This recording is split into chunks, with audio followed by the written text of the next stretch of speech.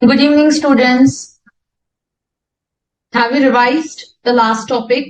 We'll quickly recap what we have done in the last class. We were talking about the return filing requirements for individual. An individual is required to file the return of income if his total income without considering the exemption under 54 series and Chapter 6A deduction exceeds the basic exemption limit. Secondly, if an individual is a resident and ordinary resident who is a beneficial owner or is a beneficiary in any foreign asset, right? Or has any financial interest in a foreign entity or has a signing authority in a bank account outside India, he is required to mandatorily file the return of income even if his total income does not exceed the basic exemption limit. Third thing was in case where the individual are incurring certain kind of expenditure. The individual are incurring certain expenditures like electricity expense of more than 1 lakh, foreign travel expenses of more than rupees 2 lakh, or have deposited more than rupees 1 CR in the current account, or the total sales turnover of the business are more than 60 lakh, or in case of profession, the gross receipts are more than 10 lakh, or the aggregate of TDS and TCS is greater than equal to 25,000, 50,000 for the resident individual more than 60 years. Good evening, Sailesh. Good evening, Mansha. Good evening, Viraj. Good evening, Simranjeet. Yes, and for the firm and for the company, it is mandatory to file the return of income. Right? For the charitable trust, again, if the total income exceeds the basic exemption limit, total income before considering the section 11, 12, and 1023C exemption. Exemption can be claimed only if the return is furnished within the due date under 139.1 or 139.4, that is a belated return, right? However, accumulation of income will not be available if the return of income is not furnished within the due date of 139.1. And the exemption under 11 can be claimed even if it's a late return under 139.4. But the accumulation of income which is considered as deemed application will not be allowed if the return is not furnished by the due date under 139.1. And what is the due date for the charitable trust? Since the charitable trust whose total income exceeds the basic exemption limit are required to get the books of accounts audited, total income without the exemptions, then the due date will automatically become, if the audit is required, due date is 31st of October. For any assessees for which the audit is required under any law, the due date is going to be 31st October. For companies also, it's 31st October. For political parties, again, the return filing is compulsory if the total income before exemption under 30 exceeds the basic exemption limit. Now, since for them audit is mandatory, even without total income exceeding basic exemption limit, the due date for them will be again 31st October. The REITs, InvITs, news agency, research association are required to mandatorily file the return of income. What are the due dates in case of the person whose tax audit is required or audit under any other law is required? 31st of October. Partner of a firm whose accounts are audited, 31st October. Any assessee who is required to furnish TP audit report, including the partners of a firm whose TP audit is done, 30th November. And for any other assessee, it's 31st July. For belated return, 31st December. Revised return, 31st December. Consequences of late furnishing of return, 234A, 1% per month or part of the month from the due date till the date of furnishing return of income or completion of assessment, whichever is earlier. If no tax is payable, 234A is not applicable. Penalty under 234F, 1,000 if total income less than 5 lakh, and if it is more than 5 lakh, rupees 5,000. There could be also prosecution, but prosecution shall not be made if the ROI is furnished belated or updated return is furnished or the tax payable is less than rupees 10,000. Okay. If tax evaded more than 25 lakhs, then 6 months to 7 years. If tax evaded less than 25 lakhs, then 3 months to 2 years. Carry forward of losses cannot be done. Chapter 6A relating to the profit linked deductions cannot be claimed. 10AA deduction cannot be claimed. Tax regime cannot be changed. Okay. Who are exempted from filing ROI? The non-residents of foreign company having income from AIFs, which is set up in IFSC, on which TDS under 194 LBB is deducted and no scrutiny notice is issued. NR who is having the capital gain on the GDRs listed in IFSC, or NRs having income from AIFs, NRs having dividend interest royalty and FTS on which TDS is deducted, NR having CG on GDRs and TDS is deducted, non-resident sports person or entertainer on which TDS is deducted. So all of these categories are exempted from filing the return of income. Yes or no? Is this clear? Yes, Mansha. What is the difference between return processed and return assessed? We'll talk about that, Mansha. I'll answer your query. No updated return can be filed if the assessment is pending or completion of assessment. Yes, that's correct. So if your assessment has been initiated, then of course you are subjected to the assessment proceedings. Your return is now getting assessed. So therefore, you will not be able to file the updated return. Once your return is picked up for the assessment, now AO will determine your income. So then you cannot come ahead and say, now I will disclose the additional income by filing an updated return. No, that's not possible. Clear, Mansha? So only where the assessment has not opened up, in those cases, the return can be filed as an updated return. Updated return for 24 months from the end of the relevant assessment year. It can be filed even if the return is already furnished under 139.1, 139.4 or 139.5 as well. It is not applicable if it's a loss return. However, if the loss is converted to the income, then you can file the updated return, right? Or if it has the effect of reducing your total tax or increasing the refund which has already been claimed in the ROI filed earlier. Or where search or survey has been initiated, where assessment proceedings are pending or completed, or where the AO has information under certain acts which are relating to Benami transaction or DTAA, or where the prosecution has been initiated. In those cases, the updated return cannot be filed. And if, let's say, for example, you're filing the updated return for this year, which has the effect of changing the claim of losses or tax credits in the subsequent return as well. So you need to file the updated return for all those years. Now, tax on updated return, in case the ROI is not furnished earlier, it is the tax plus interest under 234 ABC plus the fees which is payable. And if the return is already filed earlier, then the tax due will be the tax due minus the tax earlier paid minus the FTC, MAT or the TDS credits which are not claimed in the earlier return plus refund if any claimed in the earlier return plus interest under 234BC and the fees under 234F.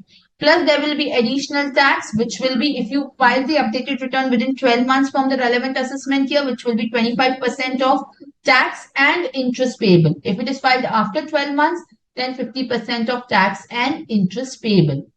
Mind that if there is no tax payable, there is no tax due in the updated return, there will not be any additional tax which shall be payable. Secondly, it is 25% and 50% of tax plus interest and not of fees under 234F. Okay. Is this clear? And then we had discussed about the PAN requirements, who is required to obtain PAN, who is required to obtain Aadhaar, linkage of PAN and Aadhaar. In case you do not owe the PAN for certain transactions, there will be penal consequences of 10,000 rupees. If you do not link your PAN and Aadhaar, it will be deemed that the PAN has become invalidated and you will not get income tax refund. You will not get interest on income tax refund. So all of those consequences will become applicable. The TDS will be at the highest rate. Okay. Yes, good evening, Geeta. Okay, so shall we proceed further? So from today, what we are going to start with is the assessment procedures. Okay, we are now moving towards the assessment procedure. Think it like this way, that you have given your exam. Now you are into the stage of, that was the return of income. You are going ahead, disclosing all the income that you have earned during your previous year in the assessment year. So whatever you have studied so far, in your CA final, you have attended the classes. Now it's an exam time. You file up your income tax return. Similarly, you sit in the exam and write whatever you know so far, whatever you have studied so far in those 3 hours, right? Income tax returns also function like that. And then comes the assessment stage where your paper gets assessed. Similarly, the returns of income gets assessed. Okay. So how does the assessment happen of the income tax returns? Good evening, Mufita. How the income tax returns are assessed? Let's write down.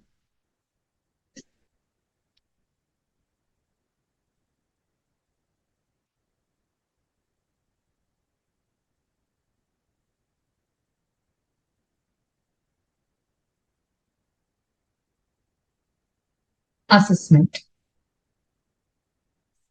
So let's say, for example, on 31st July 2024, you will file the return for previous year 23-24, right? This is AY 24-25. So the first thing which is going to happen is the summary assessment, wherein your return of income is processed. So this is the summary assessment. Good evening, Namrata. So this is happening under 143.1. There is 143.1 intimation that you receive, isn't it? You receive the intimation, right? Where your return gets processed. That is the first step which happens after filing of return of income, which is the processing of the return. Okay. Now, once the return gets processed, in that, it is possible that there may be certain errors which could have been committed by you, right? So those errors are captured during it's an automated process, which is done by the Centralized Processing Center, CPC, right? It is done by the Centralized Processing Center, CPC. Now, this is done under section 143.1 of the Income Tax Act. Just write down.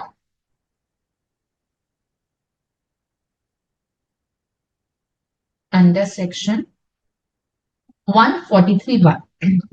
Now, what is this processing? How the returns are processed? You have seen these intimations which have usually come to the assessee, your clients. You would have seen a lot of intimations, right? So sometimes there are differences in the claim that you have made and the income tax department's allowability, right? Now, once the return is furnished, such return is processed under 143.1, that is known as the summary assessment or intimation. This is a computerized preliminary assessment or processing of the return.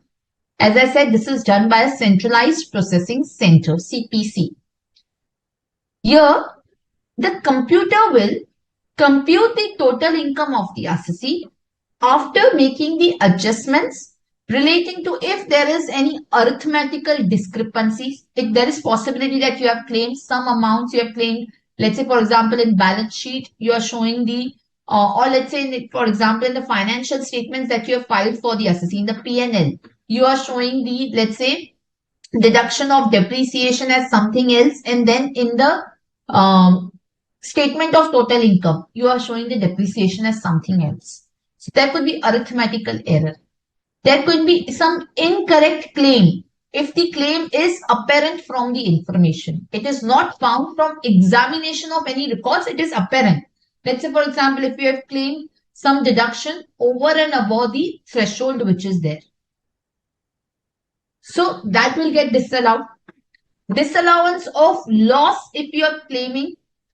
If the return is filed after the due date of 139.1, as I said, if you are filing the return of income late, then you are not able to carry forward and set off the losses other than the IFHP loss or the unabsorbed depreciation. So the disallowance of loss if you have claimed despite filing the belated return. Or let's say, for example, these kind of notices we generally see, or these kind of processing errors we generally see, that in the tax audit report, the auditor has disallowed certain expenditure, and in the return of income, the corresponding disallowance has not been made. So then the CPC will automatically disallow that particular claim. Or disallowance of any Chapter 6A deduction claimed under the profit-linked deductions under Part C, ATIE, ATIB or 10AA. If the return is filed after the due date of 139.1, as I said, you cannot claim the profit-linked deductions as well. So these are the kind of adjustments that 143.1A, the common and very silly errors that you may make in the return of income. Sometimes the tax credits you may have claimed wrongly, the TDS claims you may have done wrongly. Sometimes you may have claimed something in TDS and the correspondingly the party would have not submitted your PAN in his TDS return. So the claim would not be reflecting in your 26 AS or AIS. Or let's say, for example, you have furnished the return and thereafter the party may revise his return, TDS return. So there may be mismatch in the TDS. So these kind of errors are generally made the corrections in the 143.1 assessment. Yes, Simranjit, you can carry forward the TDS in the ITR. Okay. So basically, you can write down over here, ROI is processed under 143.1.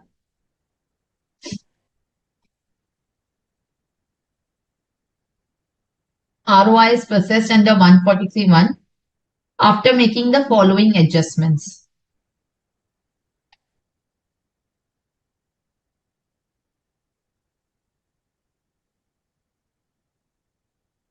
Arithmetical error,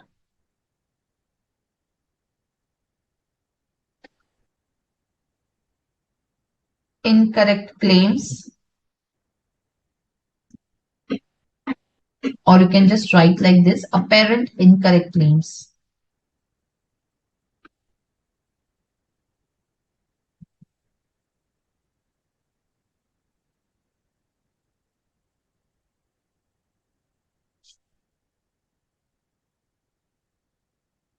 Disallowance of loss claimed after the due date under section 139.1. Disallowance of profit linked deduction of section 10AA deduction claimed after the due date under section 139.1. Disallowance of expenditure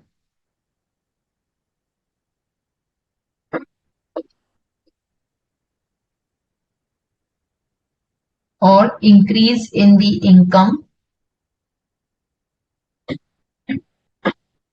indicated in the audit report,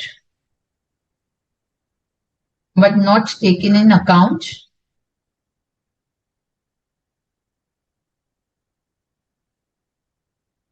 in the return of income.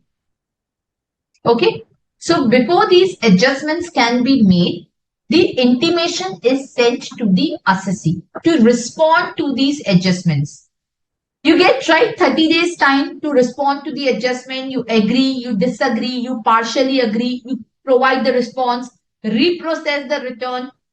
All of these responses you can give, right? So the processing of the return will be done automatically by the centralized processing center. It's a computerized mechanism where they would just look at the errors which are apparent and they would try to make adjustment and you can give your response in case you disagree. So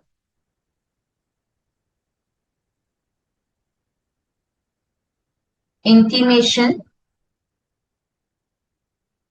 sent to the assessee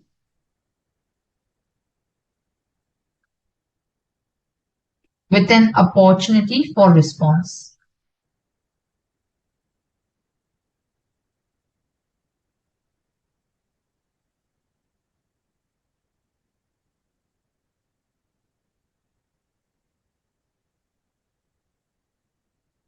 And for this, response is to be filed within 30 days. Are we clear? So basically, if no response is received within 30 days, then the return will be considered as processed after incorporating those adjustments. What are the adjustments we said? Arithmetical errors, incorrect claim, which is apparent from the information. Incorrect claim meaning what? Any item which is inconsistent with any other entry, or in respect of which information required to be furnished has not been furnished in the return, or deduction exceeds the specified statutory limit. Accordingly, and then the disallowance of any profit linked deduction or the losses which are claimed after the due date under 139(1), or the disallowance of expenditure or increase in income which is indicated in audit report, tax audit report, but not taken into account in ROI. And accordingly, your tax will be computed after considering these disallowances, and the interest and fee will be leviable on that total income. And the sum payable by the assessee will be determined after considering, of course, the TDS, TCS, advance tax, any relief rebates which are there. And the intimation is then sent to the assessee. Now, intimation under 143(1) can be issued within 9 months from the end of the financial year in which the return is furnished. And this will specify the amount due or refundable to the assessee. If the amount is payable by the assessee, you get notice of demand under 156. And you have to pay that demand within 30 days. And if any refund is due, the refund shall be granted to the assessee. In case where there is loss declared, in case there is a loss return, and there is no tax, interest or fee payable, or no refund is due, then also the intimation has to be sent declaring that this is the correct loss that you have declared in your return.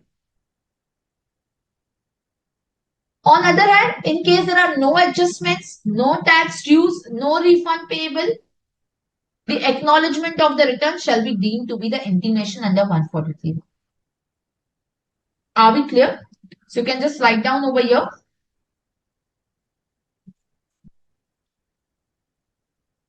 Intimation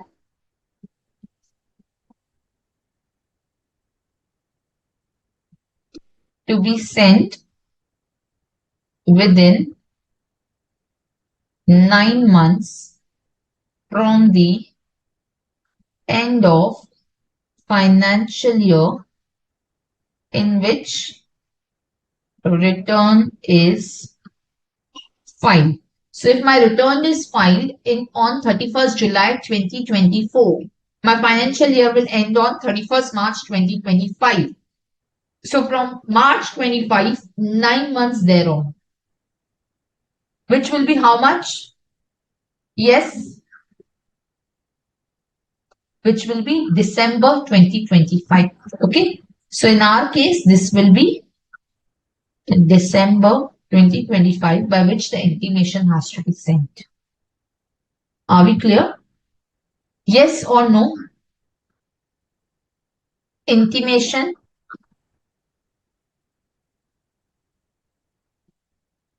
also to be sent for loss return.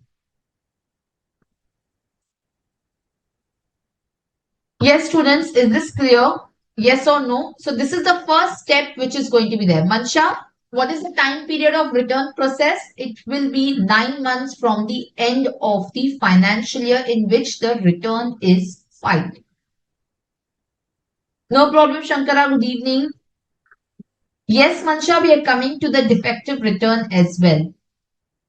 So this is the first step, that is the processing of return under 143(1). This is a computerized processing.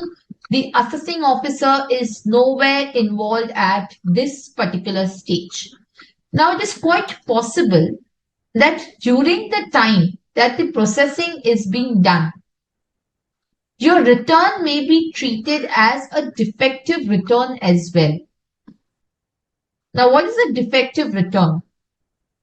Defective returns are basically when there are certain specified defects that are observed in the return of income. So you may see that many times you receive the notices that the return can be treated as a defective return. under section 139(9). So where the AO considers that the return of income is defective, he may intimate the defect to the assessee and give him an opportunity to rectify the defect within the 15 days time limit.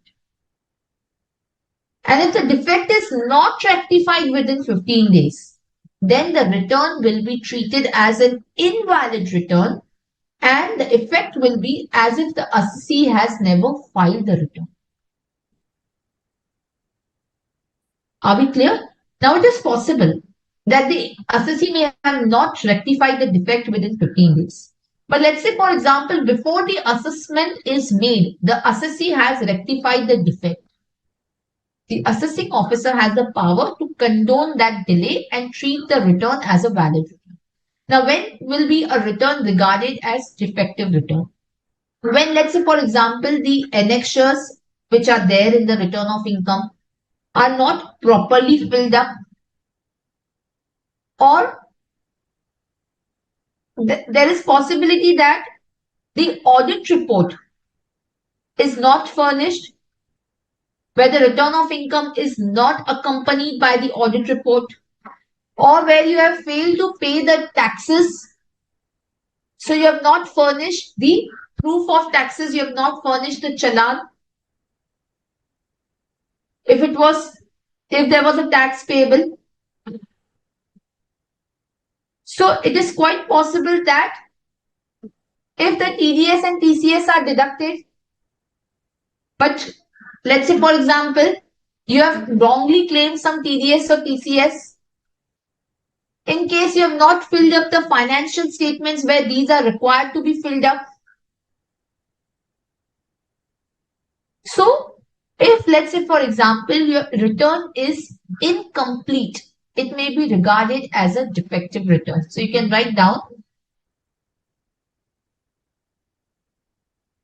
an incomplete return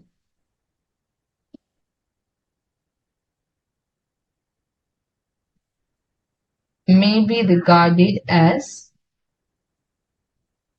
defective return.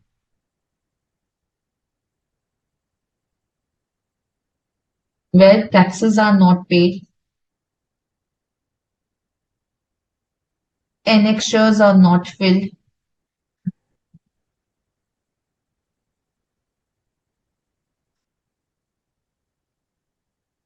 thirdly, audit report not furnished, financial statements and return not filed. So in this case, this shall be regarded as defective return. If defect not rectified within 15 days, it shall be treated as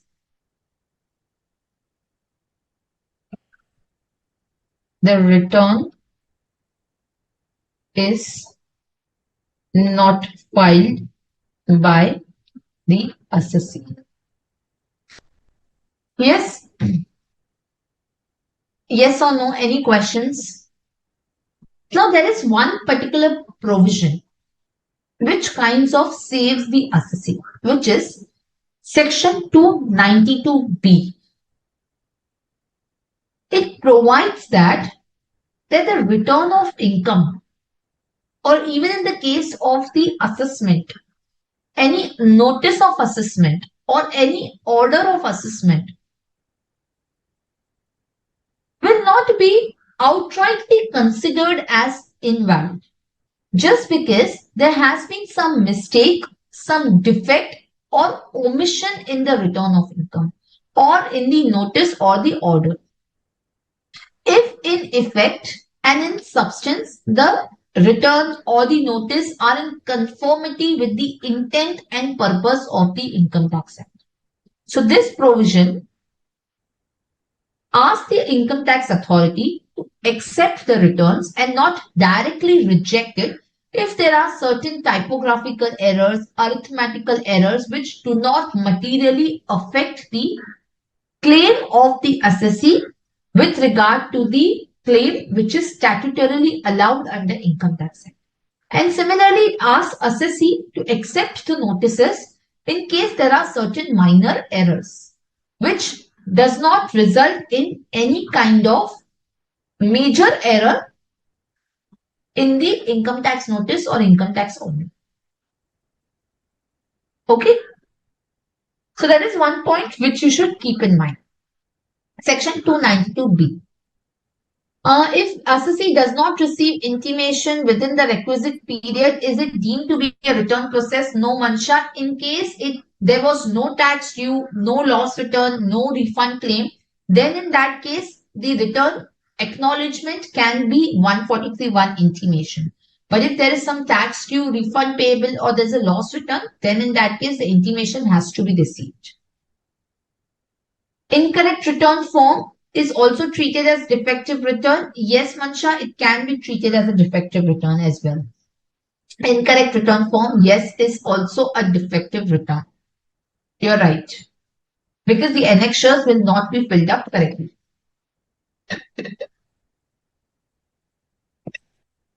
Okay. So let's proceed further. Is this first step clear? So the first step is going to be the processing of your return of income. Now, once my return of income will get processed, then comes the second step. Now, it is possible that the assessing officer may reopen the assessment. But before that, there is one more thing that we have to understand. There is something called as e-verification scheme, which has been recently started by the Income Tax Department. Now, what is this e-verification scheme? Let's try and understand. Now, this happens again. Let's say, for example, if you have filed the return of income, or you may have not filed the return of income. Now, this has been started by the Income Tax Department in 2021. That day, I mentioned to you about the e-campaign notices that are received. Isn't it? Now, how those notices were received, we discussed that. That the Income Tax Department is collecting the data about the financial transaction, about the high value financial transaction from the banks, from the registrar, regarding the deposit of cash, regarding the sale purchase of the amounts, higher value amounts, regarding the purchase of the foreign exchange, regarding the purchase of the shares, mutual funds, FDs, immovable property. Now, all of these transactions are collected through the SFTs, isn't it? Statement of Financial Transaction. And this is also reflected in your AIS. Now, the Income Tax Department has started with this e-verification scheme, where a financial transaction is reported against your PAN, and you have not considered it while filing your return of income. Then these e-campaign notices are being received by the assessees, or they have not furnished the return of income. Then, in that particular case, a computerized process of identification of the mismatch is undertaken. So first, the Income Tax Department will send notice to the source or the reporting entity which has reported this transaction against your PAN. Let's say, for example, the depository participant or the bank which has reported, let's say you have opened up a fixed deposit. So let's say the communication will be sent to the bank to confirm that whether they have reported it correctly. If they say yes, we have reported it correctly, then you will get a communication from the Income Tax Department electronically through the compliance portal. through your compliance portal as to why this transaction has not been considered or included in your return of income. And you have to reply it electronically with the evidence, with the explanation that why you have not considered this transaction. Now, usually what happens, let's say for example, if you are saying that my total income is less than 5 lakh, but you have the, let's say, fixed deposit worth crores of rupees opened up in a bank account. So there is a mismatch between the income that you have disclosed and the fixed deposits that you have earned. So how come you have opened up or you have purchased or you have invested in these fixed deposits when you have income lesser than, let's say, rupees 5 lakhs? So the department is trying to correlate with the income that you have declared and the investments that you have made. So ideally, you should have the income worth rupees, at least let's say 60-70 lakh that you have deposited rupees once a year. So you have to reply to the income tax department. It's possible. You may say that I have received the money outside India. I am a non-resident. I have made these deposits entirely from my funds outside India. I am not a resident, so my foreign income is not taxable in India. And therefore, the fixed deposits which are made up are from my foreign remittances, which is not an income in India, and therefore there is no taxability. Are we getting that point? Sometimes it is possible you may have not filed the return because let's say, for example, you did not have total income exceeding the basic exemption limit. But let's say, for example, you are a non-resident, you have purchased certain immovable property here in India, you have made certain foreign remittances in India. Now that income is not chargeable to tax because that's a foreign income. You are a non-resident, you are not a resident. So you have to reply accordingly. So this explanation, evidence or compliance has to be done. And based on that, the e-verification will be done. Based on the explanation or evidence provided, a view will be formed by the prescribed authority that whether these transactions are suitably reflected in the return of income or not. After this, a communication will be sent as to whether no further clarification is required and this particular issue is closed. Or if the explanation is not found satisfactory, then the taxpayer will be given an option to consider filing the updated return. So this is the e-verification scheme, wherein the notices are issued under section 133(6) of the Income Tax Act. Are we getting that? So just write down over here.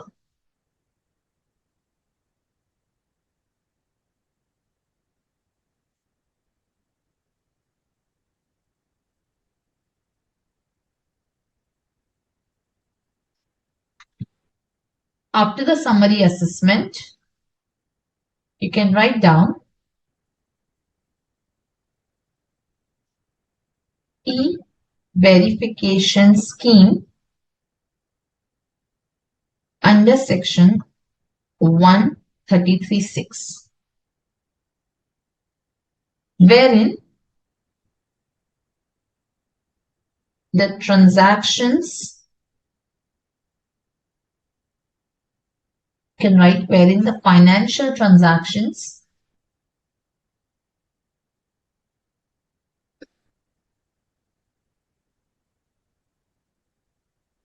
reported through SFT are matched with the return of income filed, or if not filed,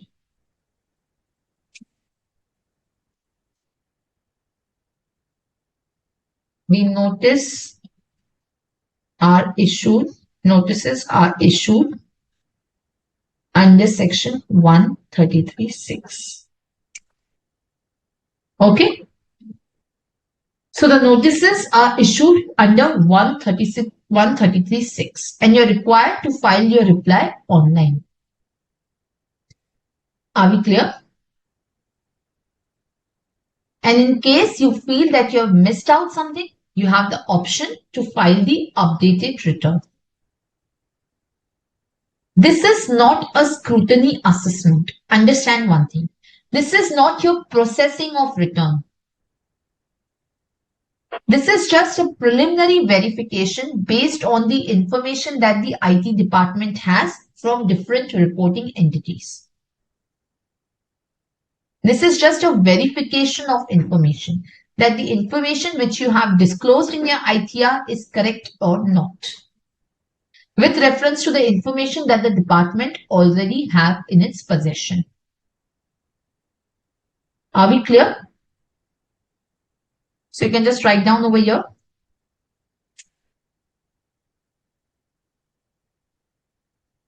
Taxpayer can provide explanation or file updated return under section 139(8). Okay. So the taxpayer has the option to file the updated return here. So can updated return be filed after the processing of the original return? Answer is yes. Even if the return is processed, you can still go ahead and file the updated return. Yes, students. So I have the option to file the updated return even after the summary assessment or e-verification notice being received. So here I can consider filing the updated return under section 139(8)(a).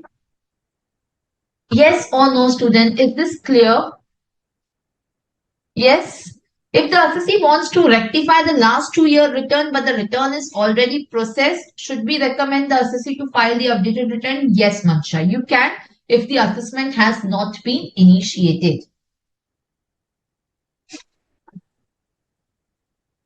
Shankara, if the assessee has received the salary and no tax is payable as per Form 16, and if the assessee dies in 2025, then in that particular case, his legal heirs have to file the return as the representative assessee.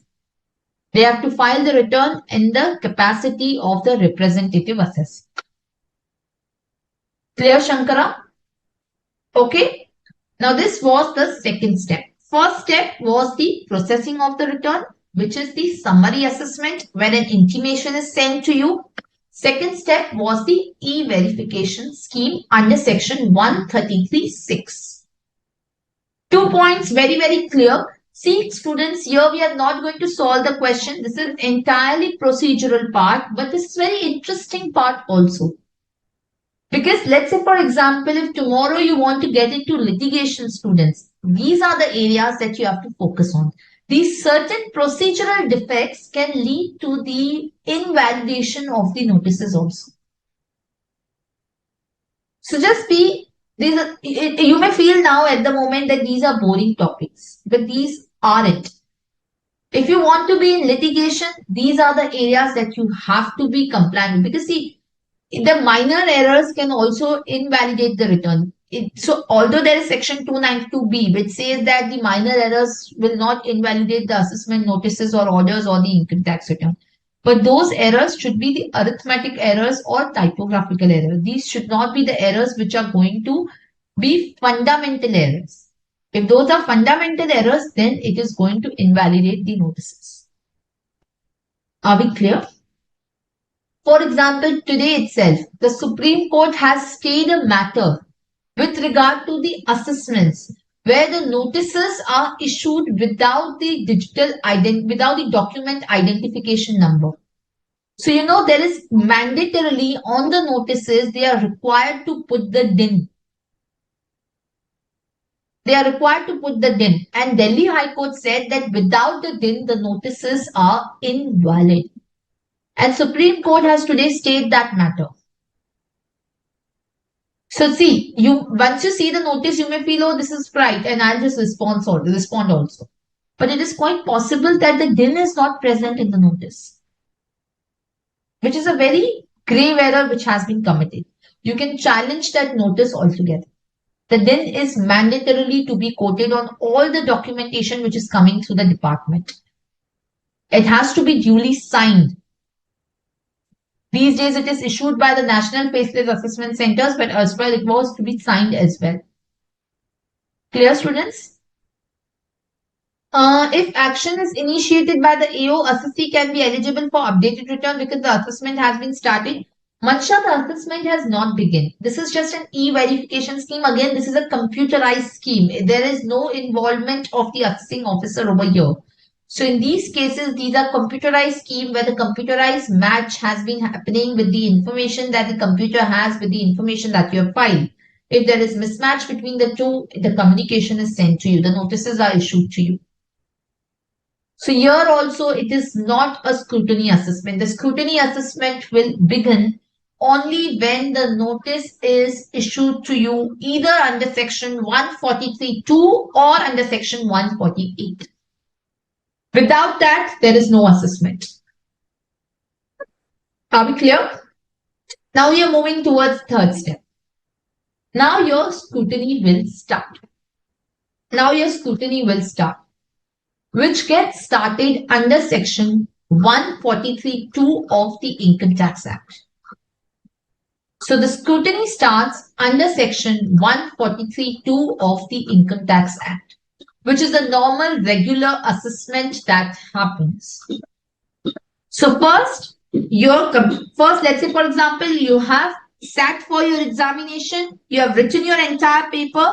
So let's say for example, I will just run through your paper, I will just scan your paper and put it in the computer and will ask the computer to see in case the questions that you tick on the front page are aligning with the questions that you have answered inside your answer sheets. Right? And we'll just tally it. So that is something is 143(1), processing of return. Then you have e-verification. Let's say for example, I get the information from your supervisor that you were copying during your examination. I will send you the notice to clarify on this aspect. That is e-verification. And then finally, your assessment stage will start, which is by the issue of notice under section 143(2). Under section 143(2), the first notice of assessment gets issued. Are we clear? Also, one more thing before we get into 143(2), understand that the processing of the return is mandatory.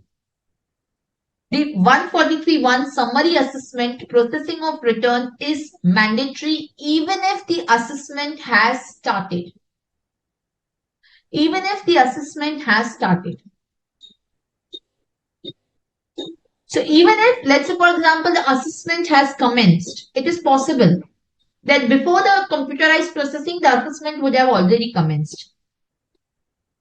So even if, let's say, the assessment has commenced, the processing of return still remains mandatory because that is just to check the grammatical, just to check the arithmetical accuracy.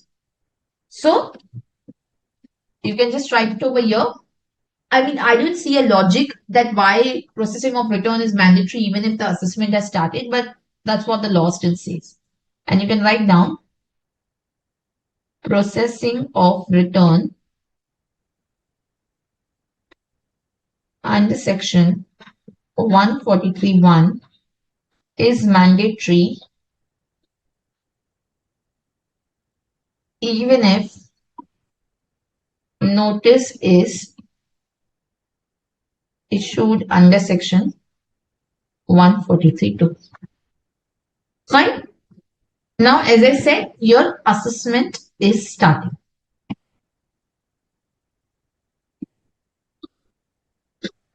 So first step will be issue of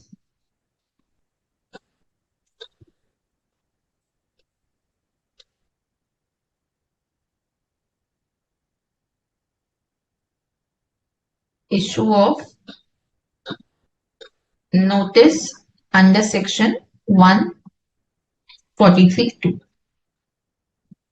So if the AO, if the assessing officer considers that it is necessary to ensure that the assessee has not understated the income, if the AO considers that it is necessary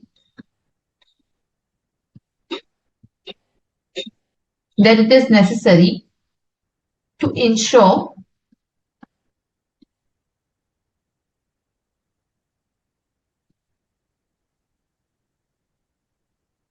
assessee has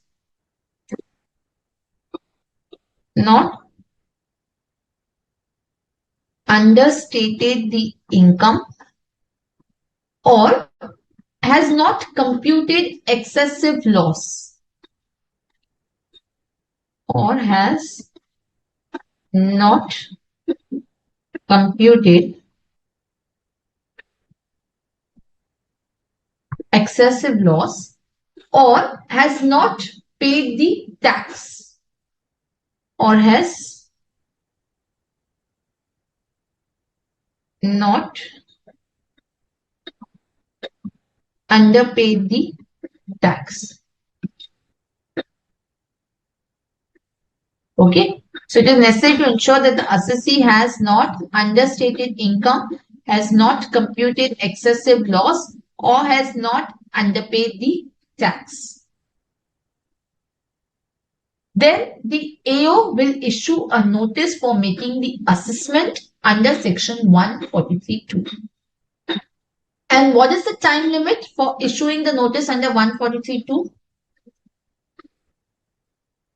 The time limit is 3 months from the end of the financial year in which return is filed. So basically, if you look at it, the time limit for intimation is 9 months from the end of the financial year in which return is filed. But the time limit for issuing the scrutiny notice is just 3 months from the end of the financial year in which return is filed, which in our case will be 30th June 2025. So obviously it is possible that the return may not have been processed because the time limit is 9 months. But the scrutiny notice now has to be issued within 3 months period.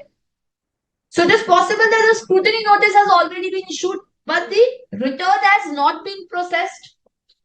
So that is why 143(1) mandates that the processing of return is mandatory even if the notice of assessment has been issued under 143(2).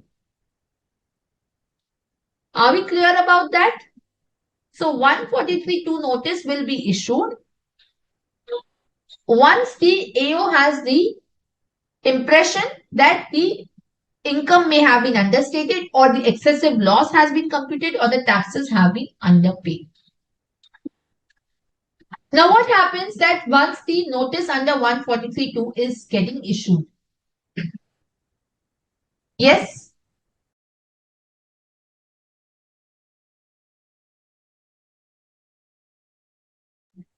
Yes, what will happen? Once the notice gets issued under 143(2), your assessment will get stuck. So, you will be required to produce under 143(2). It is just a normal notice which will ask you, assessment has started against you.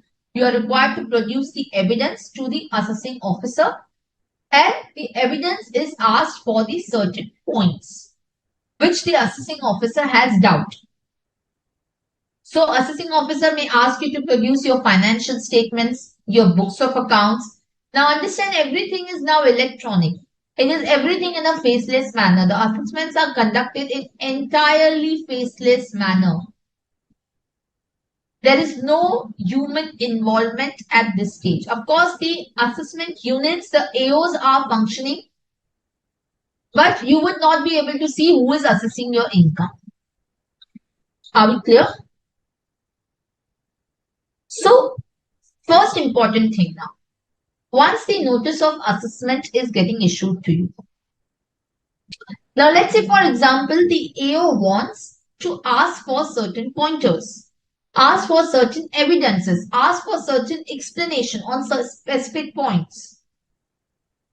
He would not be able to do that through 143.2 notice. Because 143.2 notice is just a notice for commencing the assessment.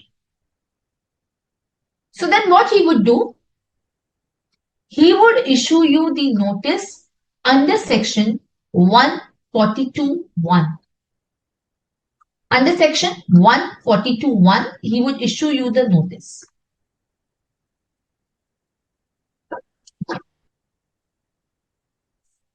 Or under 142.2 for calling certain information. So issue of notice under section 142.1 and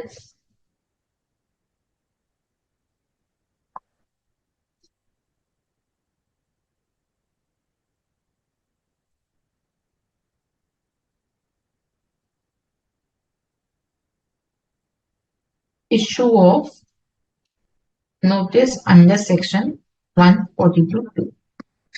Now understand one thing. When I say I have to issue the notice under 143.2, I am the assessing officer. I have to issue the notice under 143.2. When I will issue? When there is a possibility that you have understated your income, computed excessive losses, or underpaid the taxes. Now, when I say you have understated the income, it is quite possible that you may not have only filed the return of income. Is it necessary that the assessment can only happen once you file the return? What if you have not filed the return of income only? You are trying to evade the taxes. So then also the assessment can happen. But how will I verify? If you have not filed the return, how would I verify? Then what is your total income? I am not going to sit and compute. I have to ask you to file the return of income. I will ask you to file the return of income, but the time limit has expired. Time limit has expired. Now you can't even file the belated return. What is the time limit of belated return? 9 months from the end of the previous year, which has expired. Isn't it? So how will you file the return? You cannot file the updated return. Your assessment has started.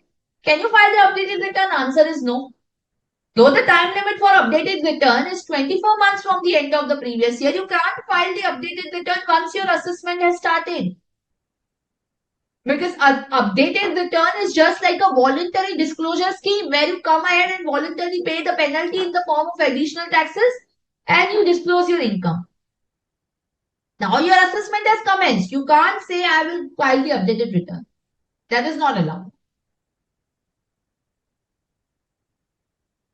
So then in that case, the AO will issue the notice under section 142.1 asking you to furnish the return of income in case where you have not filed the return under 139.1 or 139.4. So,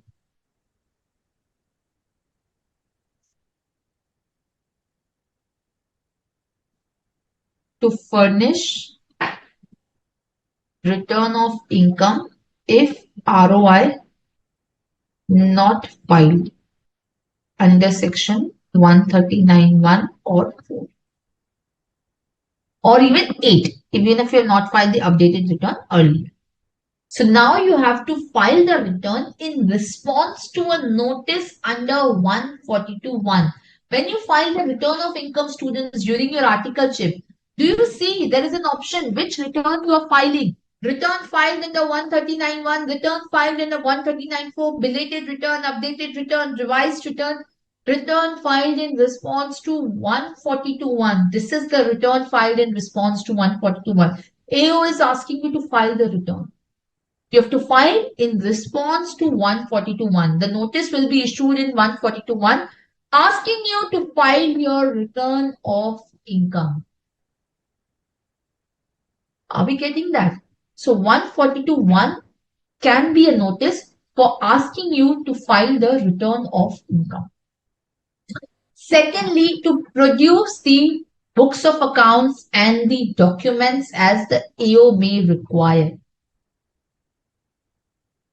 Are we clear?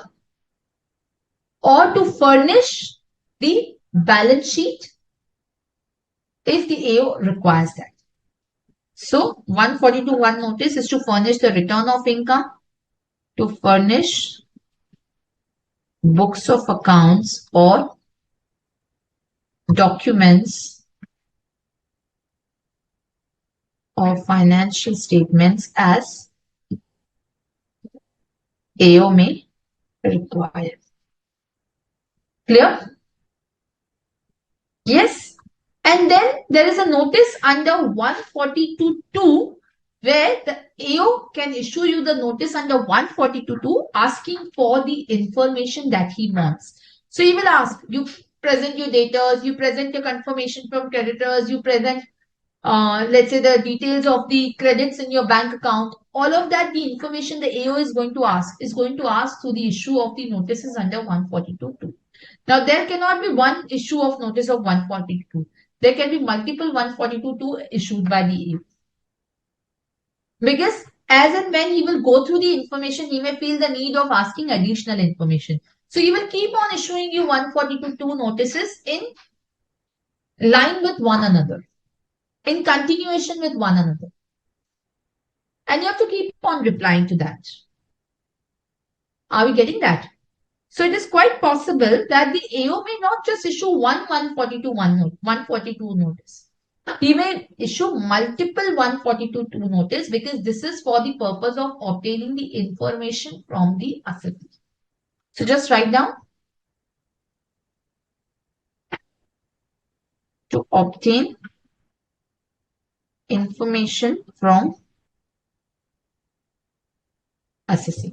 You get a list of questionnaires from the assessing officer, wherein we make this entire paper book submission. We submit it to the assessing officer. We prepare the list of documents. We put the stickers. We put the flags. That is the response we give to 142.2 notices. They ask you to give your bank's list of bank statements. They ask you to give the list of the credits that you have in the bank statement, to explain those in detail, to furnish your list of the expenses that you've incurred, whatever they want, right? So that can be issued through the 142.2. Mansha, there is no time limit of e-verification. The e-verification can be done at any point of time before the assessment begins. Shankara, yes, if the family members are not aware about the filing of return of income, and in case the details of the death are not conveyed to the income tax department, the notice may be served on the person who has already been deceased. So then, of course, the family members will have to correspondingly respond to that. Mansha, the time limit of sending notice under 143.2 and notice under 143.1 are expired, then who will stop the assessee to furnish the updated return? No, Mansha, you can still go ahead and file the updated return. In case the notice is not issued under 143.2, you can file the updated return, and if the time limit has expired, you can still go ahead and file the updated return. There is no problem in that. Yes? So 142.1, 142.2. Now, what is the time limit for those notices? The Act does not have any time limit for these notices. But understand one thing. These are the notices under 142.1, 142.2. These have to be issued before the assessment gets over. So the time limit for completing the assessment will be the time limit for issuing these notices. As I said, these notices can be issued multiple times. Right? These can be issued multiple times to collect the information from the assessee. There can be multiple notices. So I cannot put a one-time limit that this has to be issued within 2 months. So you have to get all the information within these 2 months. What if I require additional information? So therefore, the 142.1 and 142.2 notices can be issued until the assessment is over. So the time limit for completing the assessment shall be the time limit for the 142.1 and 142.2 notice. Are we clear? So just write down.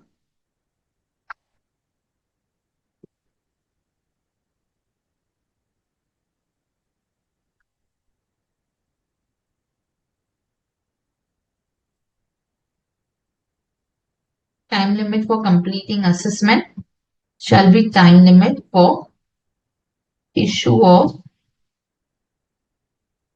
notice under section 142.1 or 142.2. Yes? Any questions so far? Now the question arises. All that while, ma'am, you're talking about the assessing officer. Who is the assessing officer, ma'am? Yes, students, you know who is the assessing officer? Yes. Who is the assessing officer?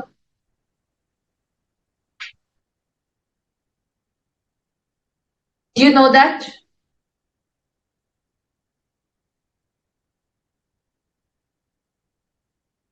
So, all of this income tax department is functioning under the Central Board of Direct Taxes.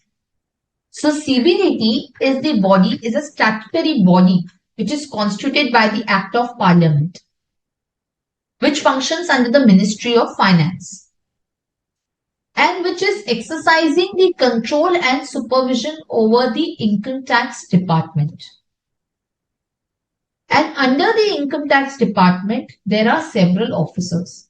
There are Principal Director General, Director General of Income Tax, Principal Directors, Directors of Income Tax, Additional Directors, Joint Directors, Deputy Director. The way we have the hierarchy in any organization, we have even under the income tax. The Assistant Director, and then we have Principal Chief Commissioners, Principal Commissioner, Commissioner of Income Tax, Additional Commissioners, Joint Commissioners, Deputy, Assistant, like that.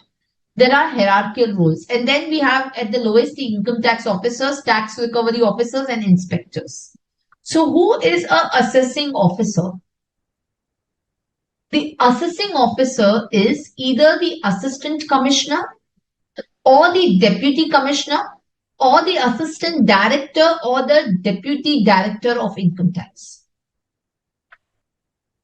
Are we getting that? So either it is the lowest level of the officer, which is the ACIT, DCIT, or ADIT or DDIT. These are the lowest level of officers. The lowest grade of officers are called the assessing officer. And below them there are the staff, which are the income tax officers. The tax recovery officer will go and collect the tax, will recover by selling your asset. And then there are certain inspectors of income tax. So the grade starts from the ACIT, ADIT, DDIT, and DCIT. These are your assessing officers. So CBDT appoints the highest authority, then they appoint the lowest authority. And the CBDT gives instruction to all the income tax authority. However, the CBDT will never give any instruction in a way to interfere with the manner of making the assessment. Are we clear? In the manner as to how the assessment has to be made for a particular assessee, that kind of instruction CBDT may not give. So CBDT has the power to give the directions to the income tax authorities, and the CBDT's directions, CBDT's circulars, the income tax officers are bound by that. So the income tax officers are bound by the directions of the CBDT. Understand that very clearly. The assessee is not bound by the CBDT circular if it is prejudicial to the assessee. But the income tax authorities are bound by the circulars of the CBDT. Are we clear? Now, let's say for example, here I am talking about the AO. I told you who is the assessing officer. Yes or no? So first he will issue you the notice under 143(2) for initiating the assessment. For initiating the assessment. Now, understand one thing. Then he will issue you the notice under 142(1) for asking you to file the return of income if you have not filed the return of income, or for the calling of the documents, information or books of accounts in case it is required, or there is this notice under 142(2) for calling of additional information. Now, if you do not comply with the notice issued under 142(1) or under 143(2), then a penalty of rupees 10,000 for each failure will be imposed on you. So, in case you fail to comply with the notice issued under section 142(1) or under 143(2), you have the implication of the penalty of rupees 10,000. Plus, there can also be prosecution in case you willfully fail to file the return of income, which is under 139(1) or under 142(1) in case you do not file the return of 142(1) also. Then, if you remember, I told you the prosecution. If the tax evaded is more than 25 lakhs, then the prosecution of 6 months to 7 years plus fine. So in case you fail to file the return of income under 142(1), there is a prosecution. In case you fail to produce the documents, then also there is prosecution of 1 year. So see, we are not going to read the prosecution and penalty separately. We are going to do it here itself so that there is interlinkage. So you can write down failure to comply with notice under section 143(2), penalty of rupees 10,000. Similarly, failure to comply with notice under section 142(1), penalty 10,000, prosecution for not filing return in response to notice issued under section 142(1), prosecution of 1 year for failure to produce books of accounts or documents. Is this clear? Yes, students, yes or no? Mansha, it is not the income tax officer who is designated as AO. It is the ACIT, DCIT, ADIT and DDIT. Are we clear? So these have the jurisdiction on you. Now, when we are talking about the jurisdiction of the income tax authority, which income tax, or so how would you identify? Let's say, for example, if we have any issue. So we usually reach out to the income tax officer. So how would you identify the jurisdiction of the assessee? Jurisdiction of the income tax authority over that particular assessee. So CBDT authorizes the income tax authority to exercise the jurisdiction on the assessee based on the territorial area. Based on the territorial area. So the AO has a jurisdiction over a particular assessee in respect of that assessee either residing in that area or who is carrying the business or profession in that area. So the AO has a jurisdiction over that particular assessee who is residing in this area or who is carrying on the business in that area. So the jurisdiction of the assessee is distributed PAN-wise. So PAN which are located in these particular jurisdiction of the PAN of the assessees who are residing in these jurisdiction or carrying on the business in this jurisdiction will go to this AO. This AO will have the jurisdiction. Now it is possible that, let's say for example, you may have, let's say, a business being carried out in multiple places. So it could result in that if your principal place of business is not correctly identified by you, you have, let's say for example, either changed the place of business. Let's say for example, my principal place of business was in Bombay and I have an additional place of business in Delhi.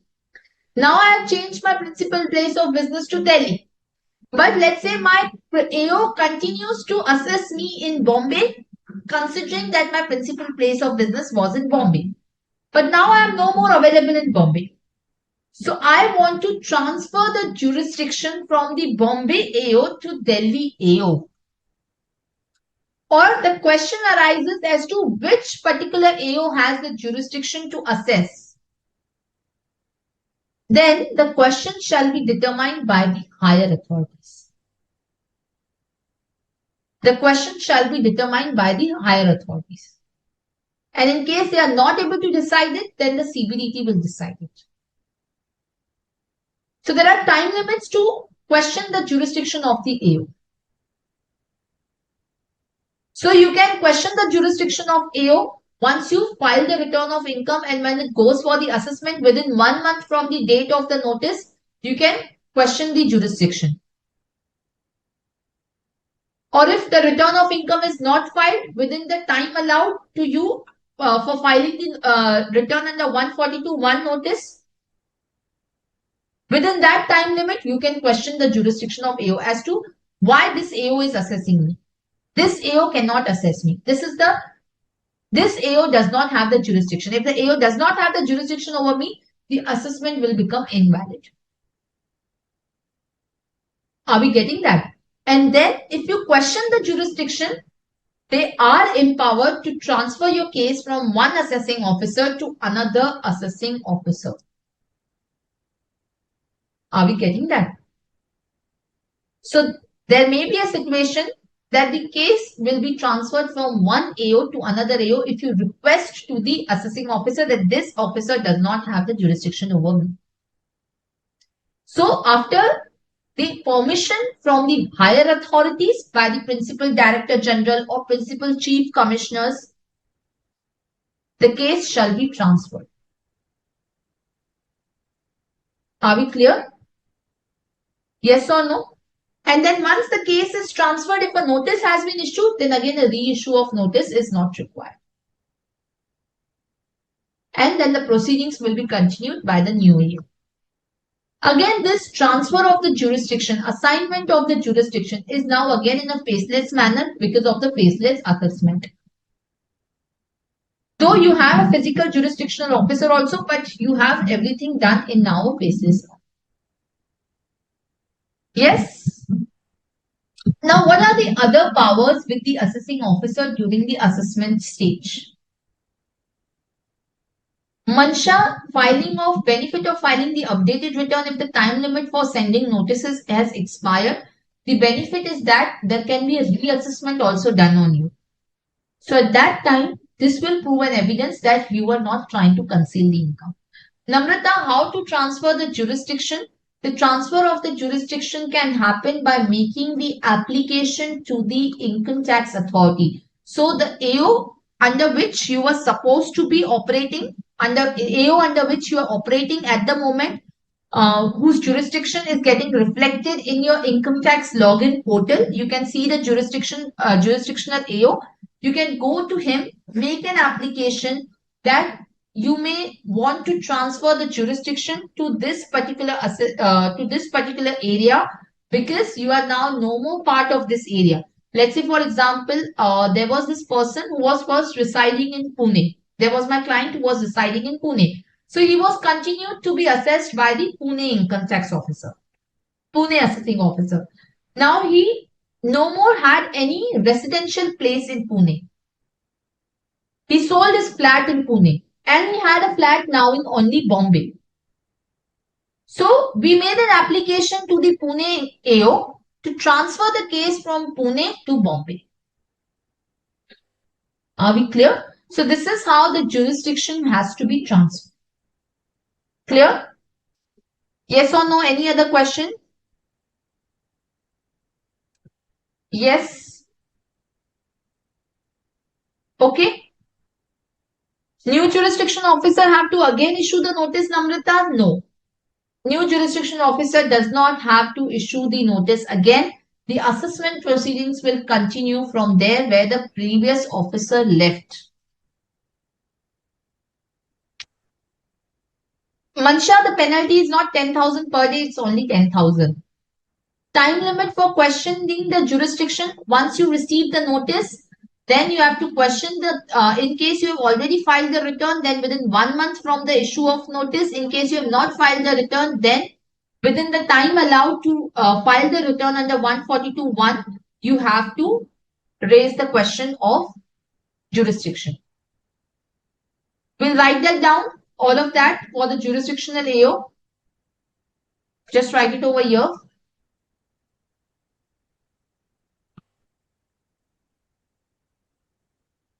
Jurisdiction of assessing officer.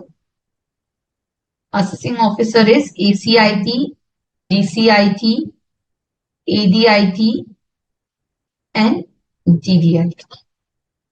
Okay.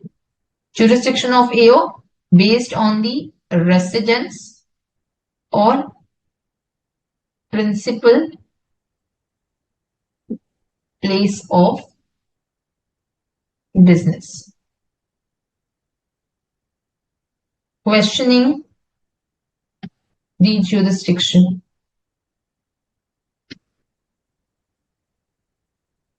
ROI filed,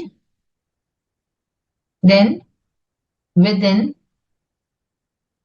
1 month from date of service of notice. Date of service of notice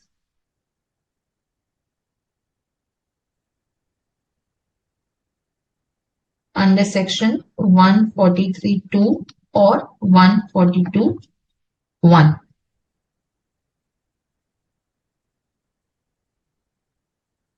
ROI not filed. Time allowed by notice under 142(1).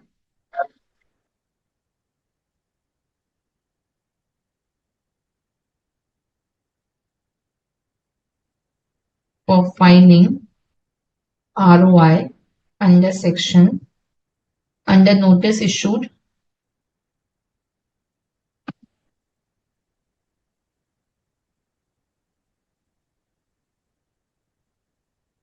under section 143(2) or 148 or 144.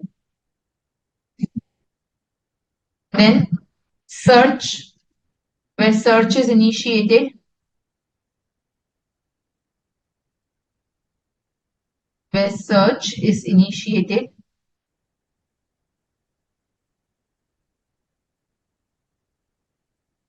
One month from the date of notice.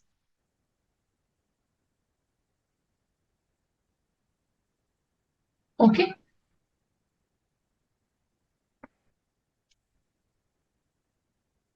Transfer of jurisdiction.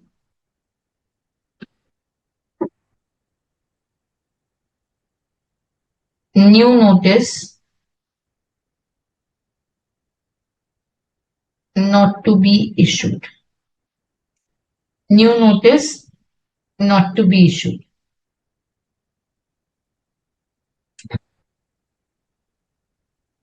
Succeeding AO shall continue the stage, shall continue the proceedings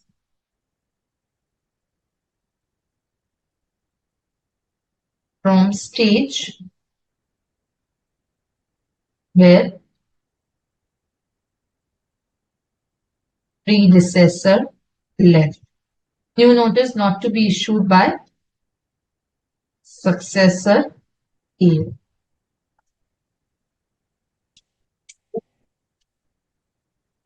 Assessee may, however, demand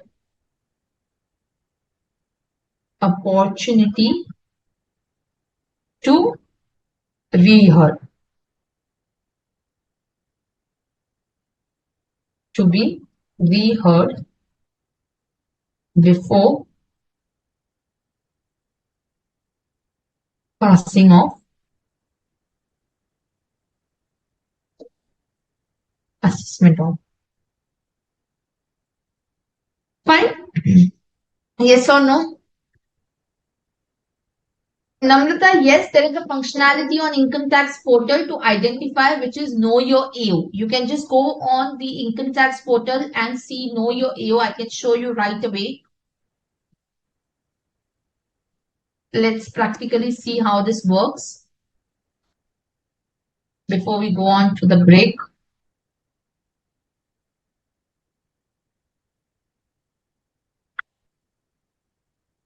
See,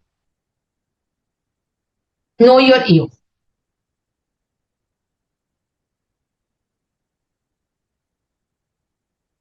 Here you can simply put your PAN and mobile number and you can do continue. You verify through the mobile OTP and you will be able to know the jurisdictional AO details. So this is how you will get to know your AO. Are we clear? Here you can get to know about your AO, and in case you think that this is not your jurisdictional AO, you can make an application physically to transfer the jurisdiction to another area. Yes or no, are we clear? So this is how it works. Now, if you see here, there are many options which are given over here. You can look at all these options because this is now you will be able to relate it. Okay? Yes or no? For example, the compliance portal that I talked about, again, if you go to the login of any assessee, you can just go and log in and see on the compliance portal, you will see about the e-verification information that is received. Okay? Yes or no? Any questions, any doubt? Okay, so let's take a break of 10 minutes and then we get back.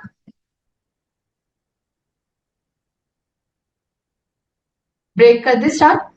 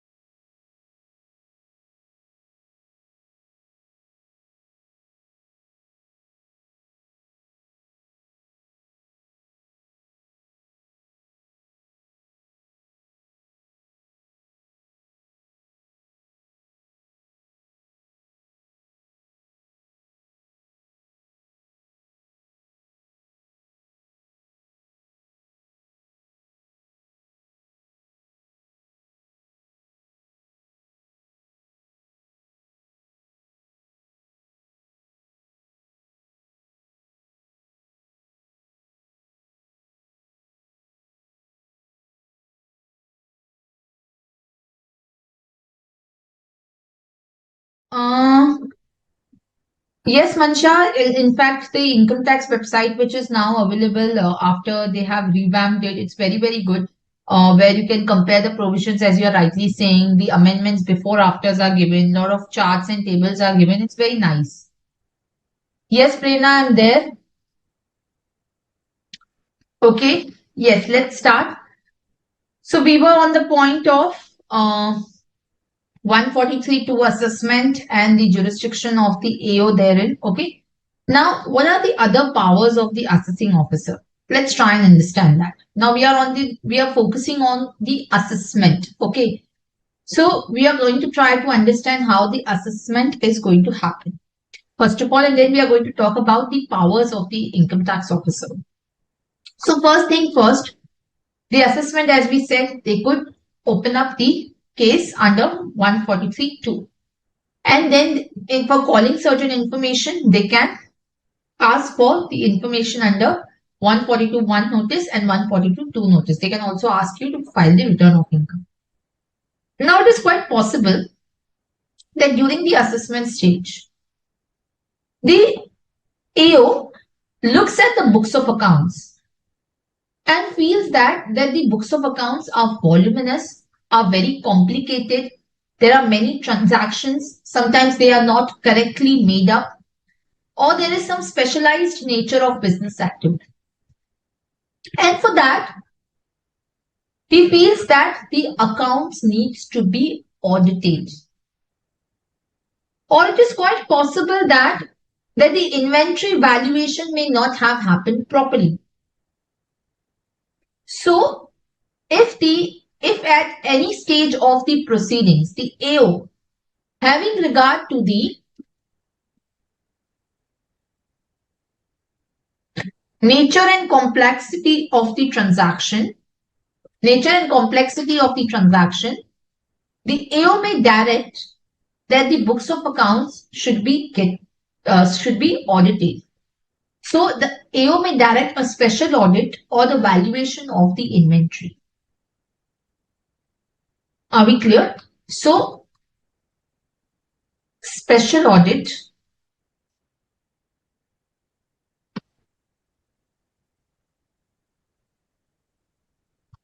under section 142(2)(a).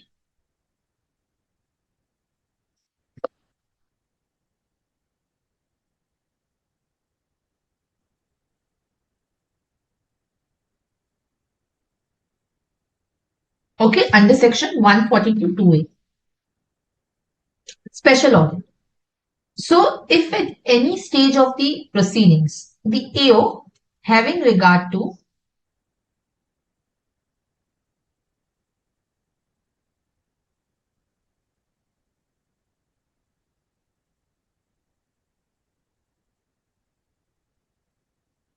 AO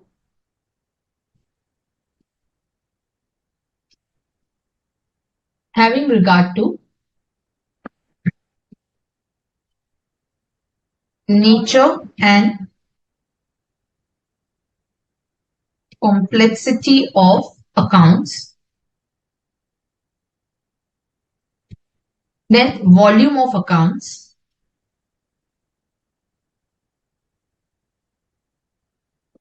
doubts about the correctness,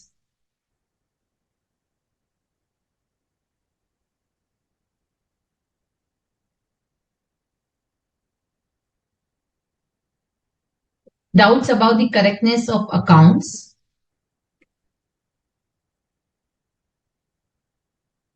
multiplicity of the transactions,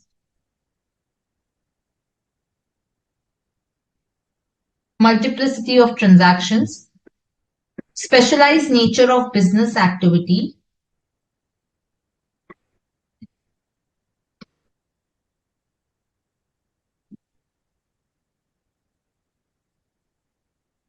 and in the interest of revenue, or in the interest of revenue, may direct the special audit of the accounts. May direct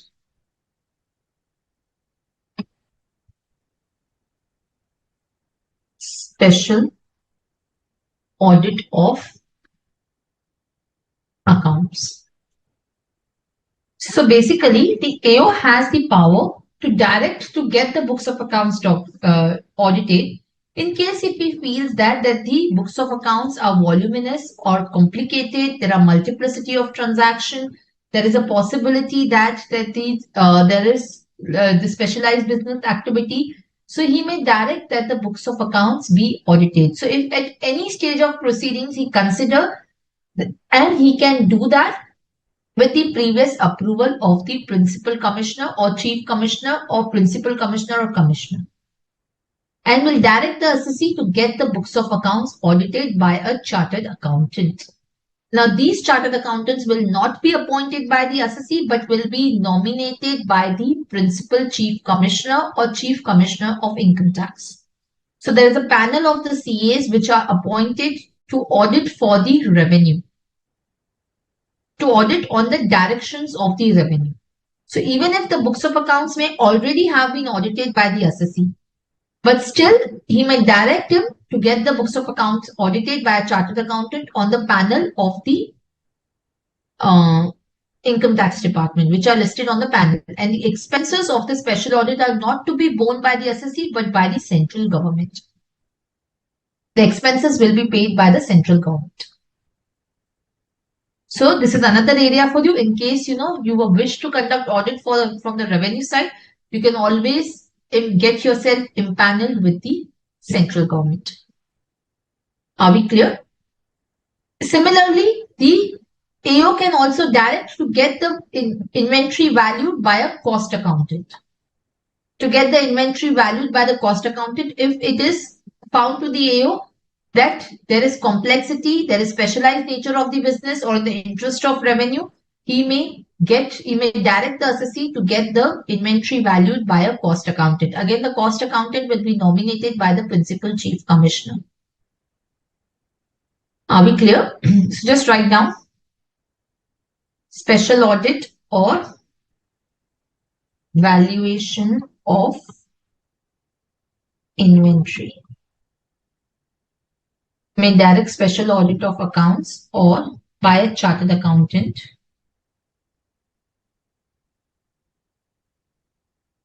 or valuation of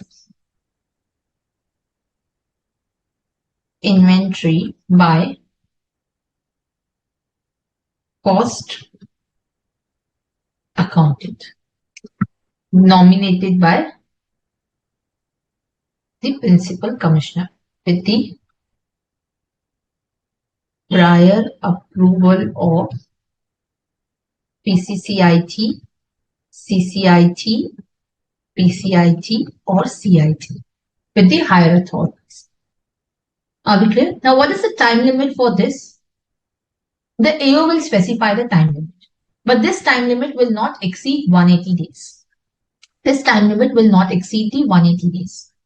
And of course, the AO has to give the opportunity of being heard to the assessee if he relies on the audit report or the inventory valuation report, which is obtained from the cost accountant or the chartered accountant.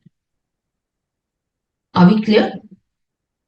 And in case the assessee fails to get the audit done or get the inventory valued from a cost accountant, then there will be the best judgment assessment which will be carried on the assessee.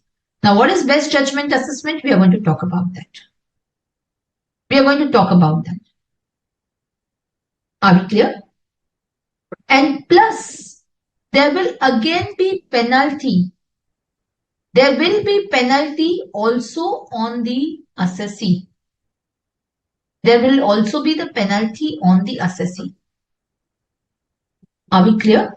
So if he fails to comply with the directions, there will be penalty of rupees 10,000. So just write down over here.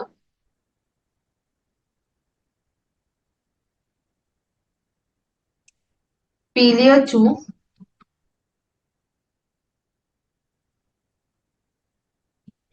comply with directions, penalty penalty of rupees 10,000. Yes, students, is this clear? Yes or no? Okay, fine. Yes. Now it is also possible that the assessee has certain assets, property or investment. And the AO may make also a reference to the valuation officer to estimate the fair market value of any asset, property or investment. So AO may make a reference to the valuation officer in that regard if he is feeling that he needs to obtain the fair market value. Are we clear? So AO may also make a reference to the valuation officer under 142 capital A.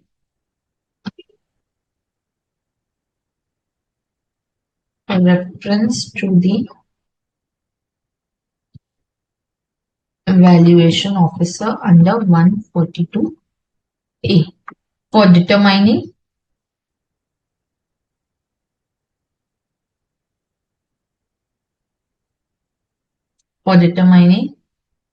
the fair market value of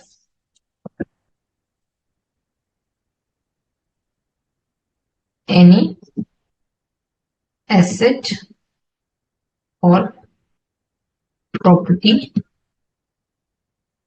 or the investment.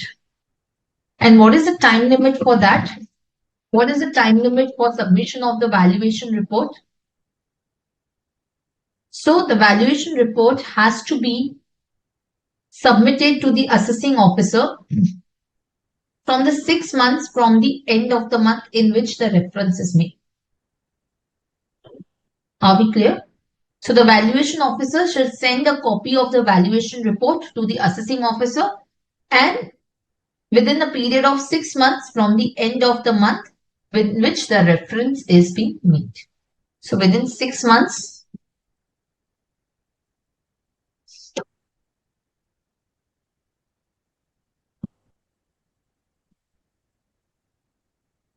from the month of reference. Fine. Within 6 months from the month of the reference. And again, if the assessing officer relies on the valuation report, then the assessing officer will give the opportunity of being heard to the assessee. Okay? Yes or no, students? Any questions? Any doubt? Yes? Yes or no? Are we clear? Yes. So this is how the assessment works. So the notice will be issued under 143(2). Once the notice is issued, the information can be called in 142(2) notice, 142(1) notice. The return of income can be required to be filed under 142(1) by issuing the notice under 142(1). And in case the AO feels that there is books of accounts are complex, there are multiplicity of transactions, that there are repetition of the transaction, the books of accounts are voluminous, or in the interest of revenue or the specialized nature of business, he may direct special audit to be done by a CA or the valuation of inventory to be done by a cost accountant. He may also make a reference to the valuation officer to get the fair market value. Clear? Yes or no? Is this particular point clear? Now coming to the charitable trust. Coming to the charitable trust or research associations. Now in case of the charitable trust or educational institutions or hospitals, which are referred to in 1023C or section 11. In those cases, if you remember that if there are any specified violations, if these charitable institutions or educational institutions or hospitals have committed any specified violation, then the exemption under 1023C or section 11 shall be denied to the assessee. Isn't it? And at the meantime, the assessing officer will send a reference to the principal commissioner or the commissioner of income tax to withdraw the approval or registration. So, income tax officer, the assessing officer does not have any power to withdraw or cancel their registration.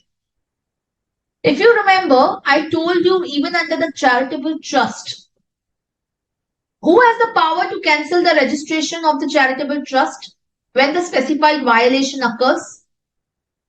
We did that, right? So who has the power to cancel that registration? If you recollect over here, we'll go back to the cancellation of the registration. And what are the specified violations?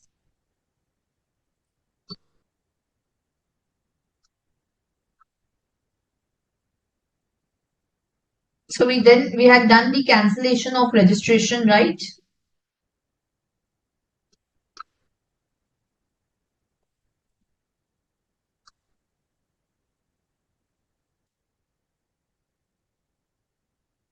Who has the specified power to, or what are the specified violations? Yes, students. Yes, cancellation of registration of trust. So it is the PCIT or CIT on occurrence of the specified violation or on the reference from assessing officer may cancel the registration. So what are the specified violations? That the income is applied for the objects other than that of the trust. There are profits from the business which are not incidental to the objects of the trust, or even if they are incidental to, separate books of accounts are not maintained. The income is applied for private community or private religious purpose. There are non-genuine activities, or there is false or incorrect information in the application for the approval. In that case, the AO does not have the power to cancel the registration. Mind that.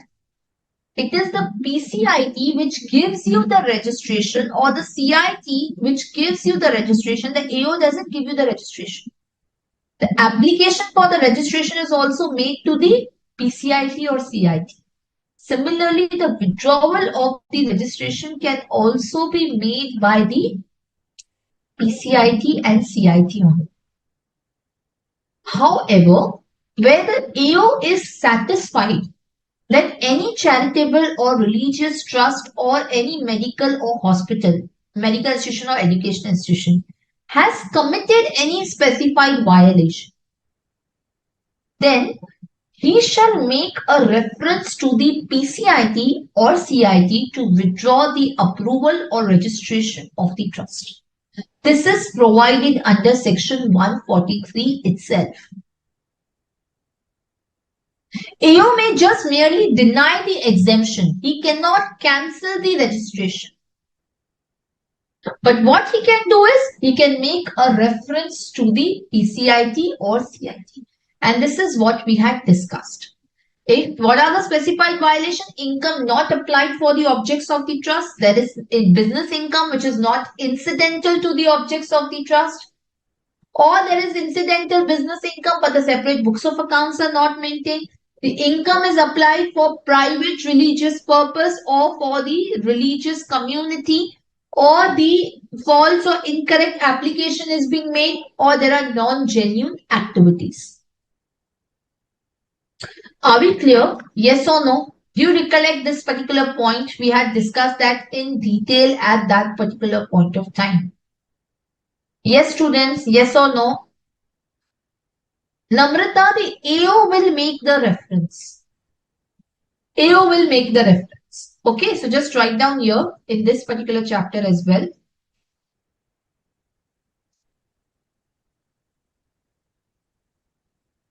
Where's the assessment topic?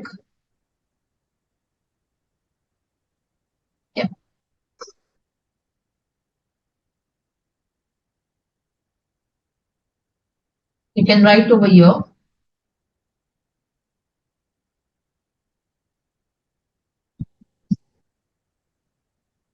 On occurrence in case of charitable trust,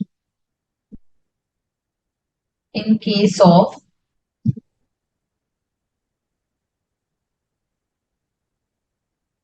charitable trust or educational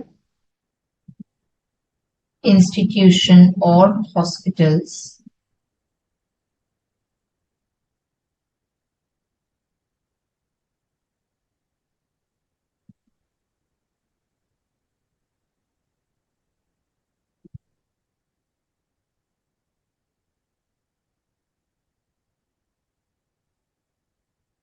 the AO shall make reference to PCIT or CIT for cancellation or withdrawal of registration. In case of charitable institution or educational institution or hospitals, on occurrence of specified violation. On occurrence of specified violation, second,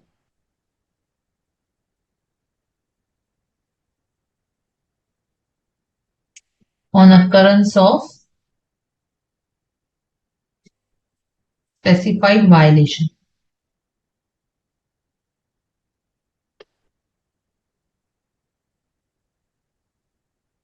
There's no space to write because I missed writing here.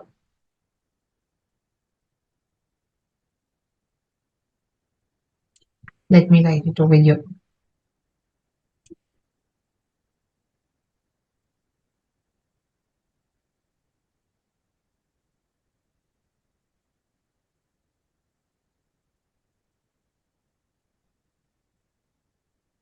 Okay. And then in that particular case, if there are specified violation and if the reference is made to the assessing officer, so to the principal commissioner of income tax or the chief commissioner of income tax, principal commissioner, commissioner of income tax, then the order of the assessment which the AO will make for such trust or hospital or educational institution, he will make the order after considering the order of the PCIT or CIT, which either cancels the approval or refuses to cancel the approval. So, you can write it over here. The AO shall pass the order considering the order of PCIT or the CIT. Are we clear? Yes or no? Any questions, any doubt? Yes? Similarly, even in the case of research institutions, news agency, again, if the AO feels that these particular agencies have violated the conditions of the approval,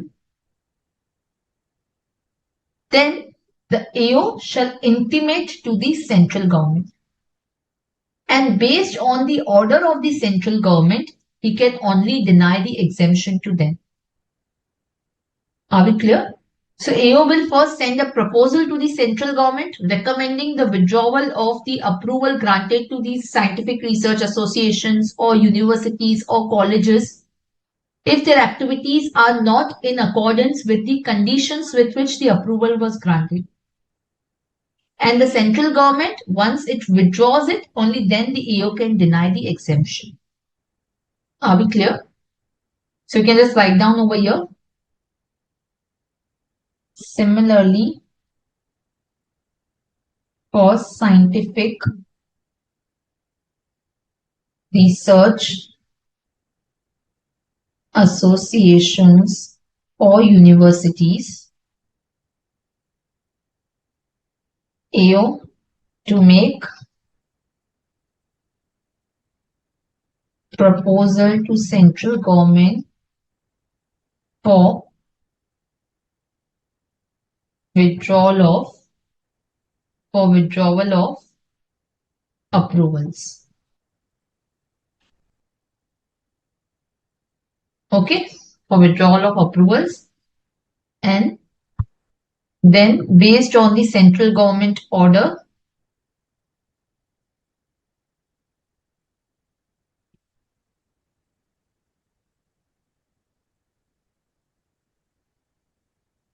can deny the exemption.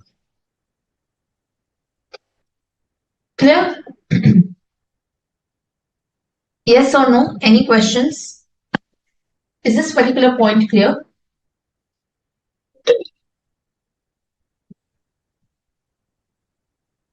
So this is section 143. Okay, this is section 143. Now let's say, for example, if you have failed to file the return of income, if you have failed to file the return of income, then what you will do, what the AO will do, the AO will issue you the notice under 142(1) asking you to file the return of income. Now let's say, for example, you do not comply with 142(1) notice, or you also do not comply with 143(2) notice, or the AO has issued you the directions to get the books of accounts audited, to get the special audit done, to get the inventory valued. And if you do not adhere to the conditions of the AO, if you do not comply with any of these directions of the AO, then in that particular case, or if the reference is being made to the valuation officer, and you do not cooperate with the valuation officer, then the AO will be making the best judgment assessment. Now you will ask, ma'am, what is a best judgment assessment? So best judgment assessment is that if you do not cooperate with us, whatever information is available with me, I will make the best judgment assessment. Let's say, for example, if I have caught you copying in the exam and your supervisor has made a reference to the examiner who is checking your paper. Now you will be called separately to explain this. Let's say, for example, you are non-cooperative. I'm asking you that please cooperate. We need to check the cameras. You are not cooperating. I want to verify your handwriting. I want to ask the other fellow students in the class. You are not cooperative in giving the names. Then I will make the best judgment assessment of your paper. Whatever you have written, I'll, based on that, will consider the, whatever replies you have given, based on that, we will consider and make the assessment. That is the best judgment assessment. Are we getting that particular point? So that is done under section 144. The best judgment assessment is done under section 144. So just write down.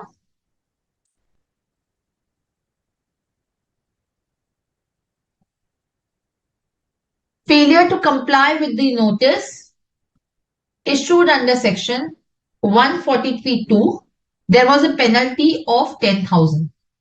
Plus there will be best judgment assessment. Similarly, failure to comply with the notice issued under 142(1), there will be best judgment assessment. Here also,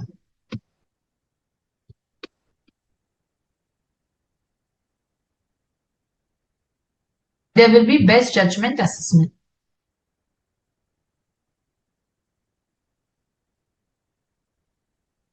And so will be here.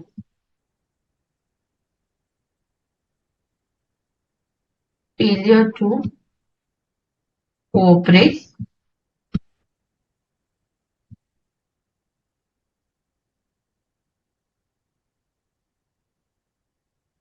This is under section 144.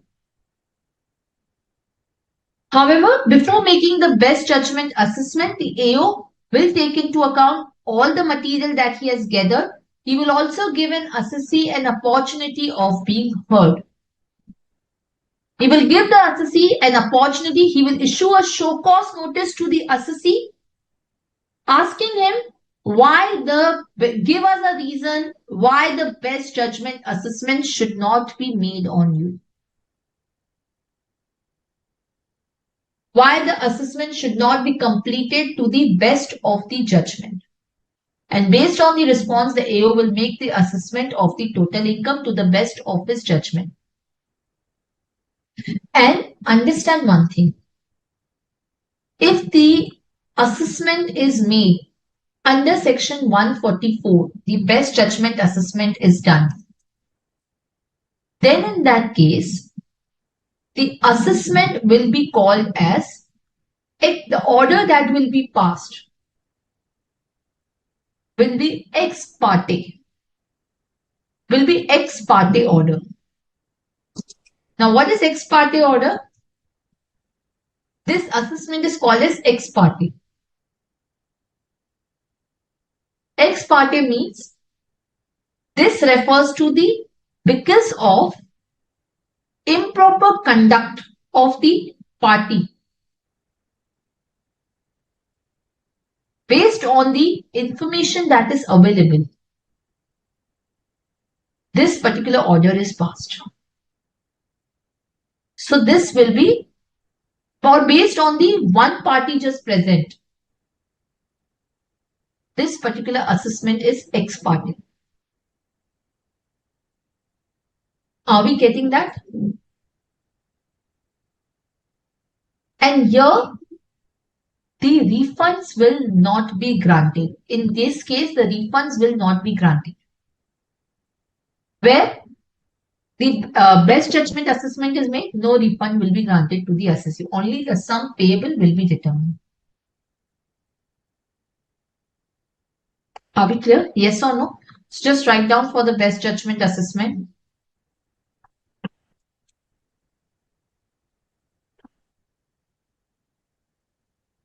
Just write down.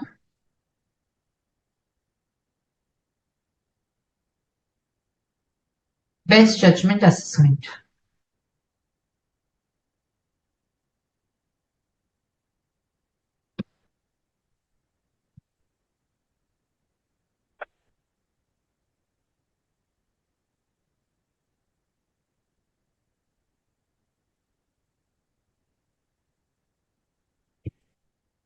When the best judgment assessment shall be made? Number 1, failure to file the return of income.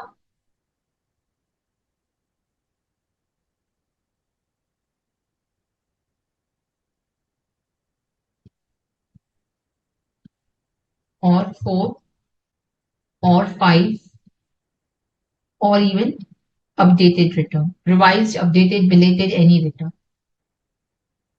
Failure to comply with show cause notice issued under section 143(2). So 143(2) notice is the show cause notice.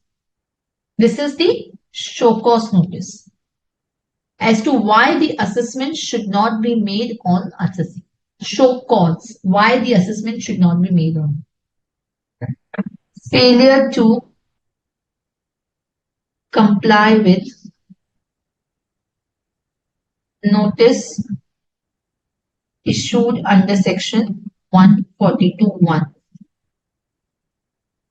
notice issued under 142(1), failure to comply with directions issued under section 142(2)(a). Then AO to make assessment based on his best judgment.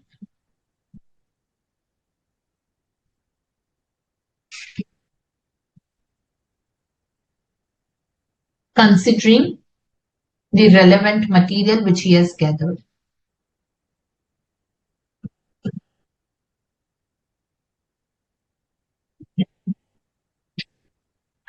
Relevant material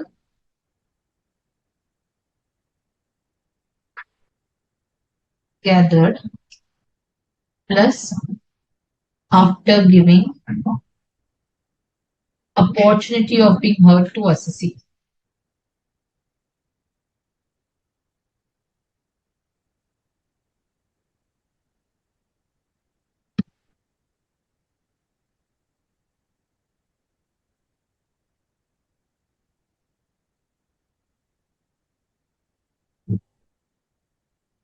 Yes or no? Yes, students. Yes. Are we clear? Any doubt, any questions till now? Yes. Any doubts? Are we clear?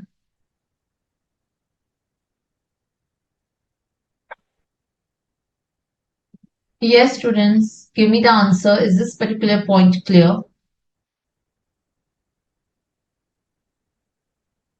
Mansha, didn't you get your question? 139.458A, all sections mention completion of assessment. Are these refer best judgment assessment? So, Mansha, these refer to 142(1), not the best judgment assessment. Completion of assessment under 143(3). They refer to the completion of assessment under 143(3) or 144 as the case may be.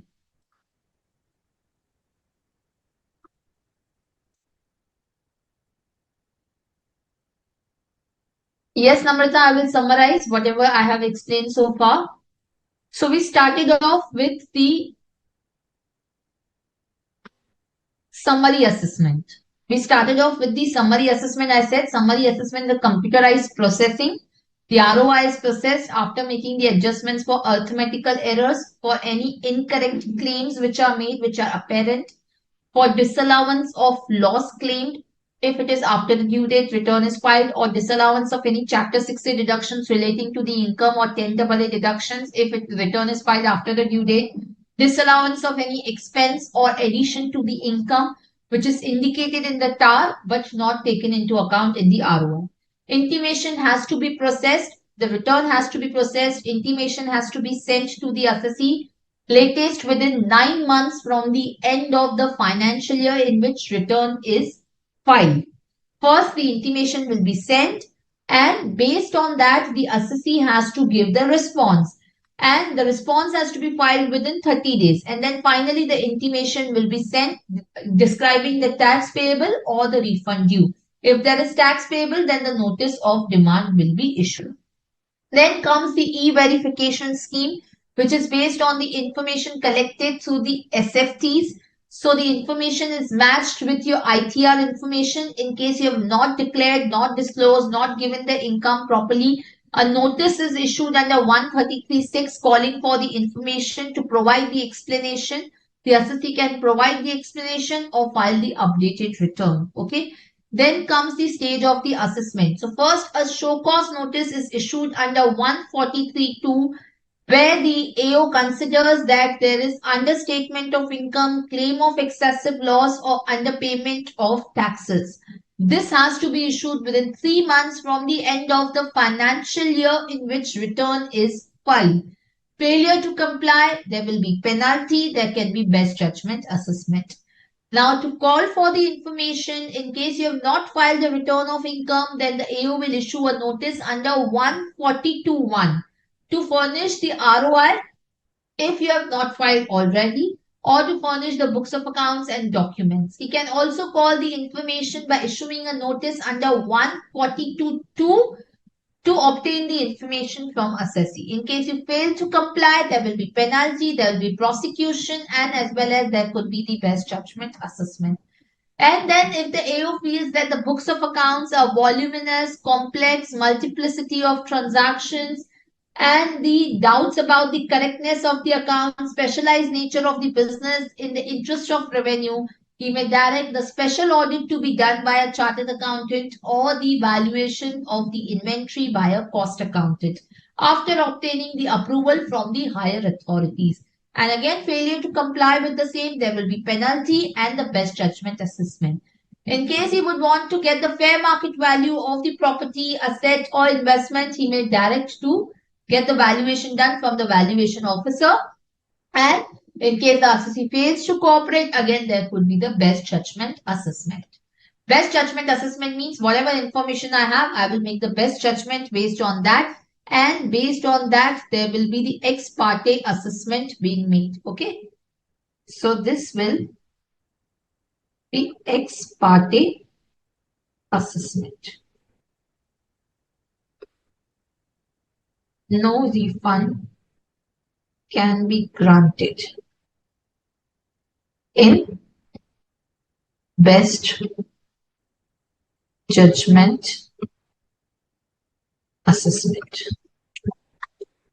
Yes, students, is this clear? Yes or no?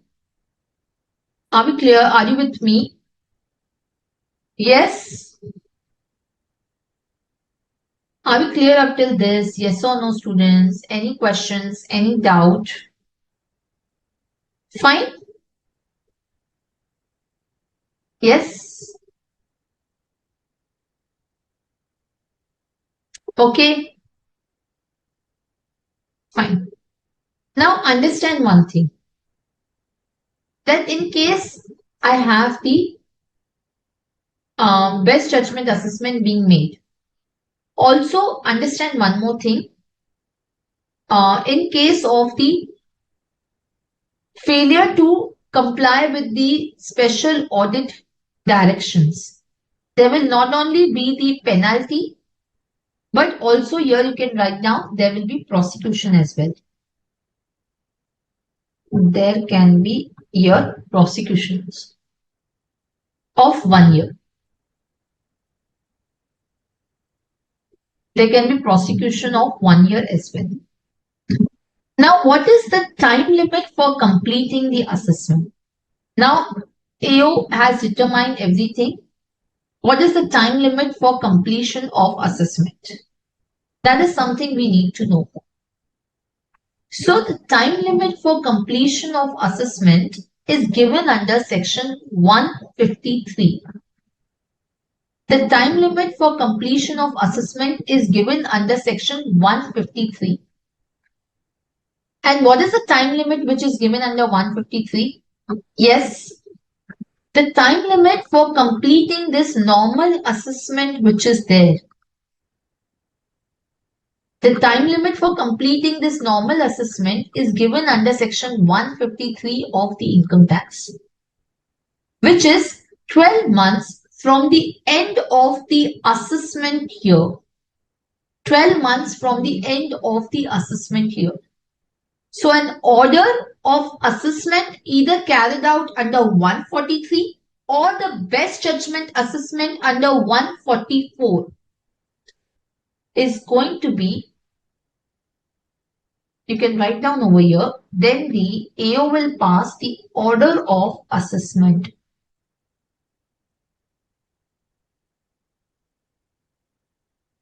Under section 143(3) or the best judgment under 144. And what is the time limit? This is the amendment for your attempt. 12 months from the relevant assessment year. 12 months from the relevant assessment year. So for EY 24-25, what will be the time limit? It will be 31st March 26.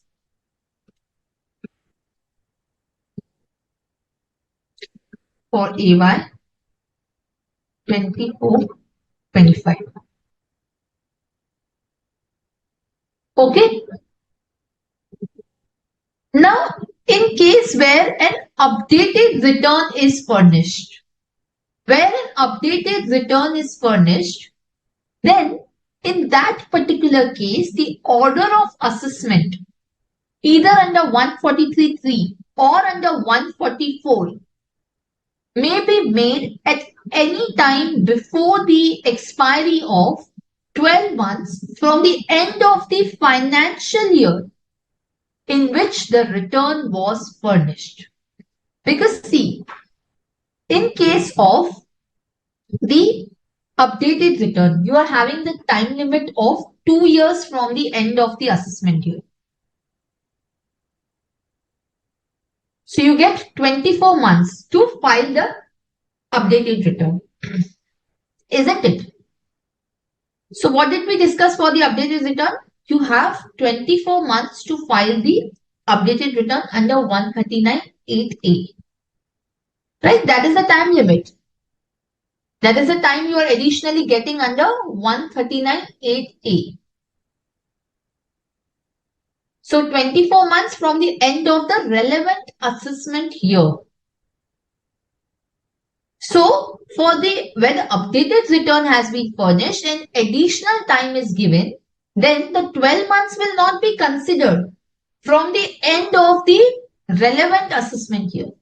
Here the 12 months will be considered from the end of the financial year in which the return is furnished. So if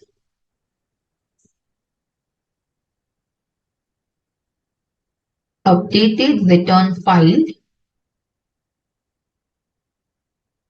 then it shall be 12 months from the financial year in which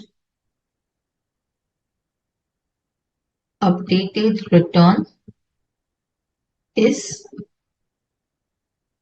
furnished. So here an extended time is given to complete the assessment. Yes? Yes or no? Any doubt? Any questions? And where the transfer pricing reference is made, then this becomes 24 months from the end of relevant assessment year. So in case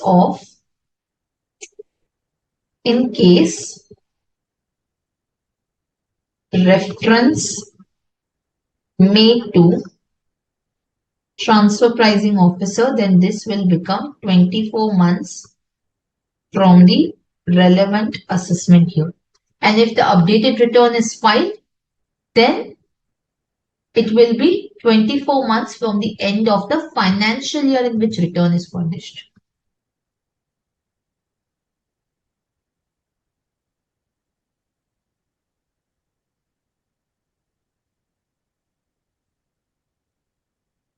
Return is furnished. Clear? Yes or no? Any questions, any doubt in this particular case?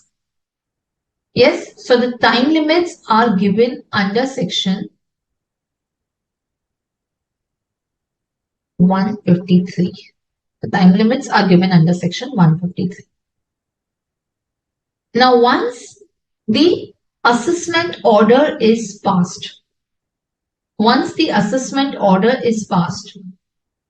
the AO, if there is demand payable, if there is any demand which is payable, may issue the notice of demand under section 156. So then the AO will separately issue a notice of demand under section 156. So where any tax, interest, penalty or fine or any other sum is payable, the AO will serve a notice of the demand. In case the intimation is shared, when the 143(1) intimation is shared, then a separate notice of demand is not passed. Because the intimation under 143(1) is deemed to be a notice of demand.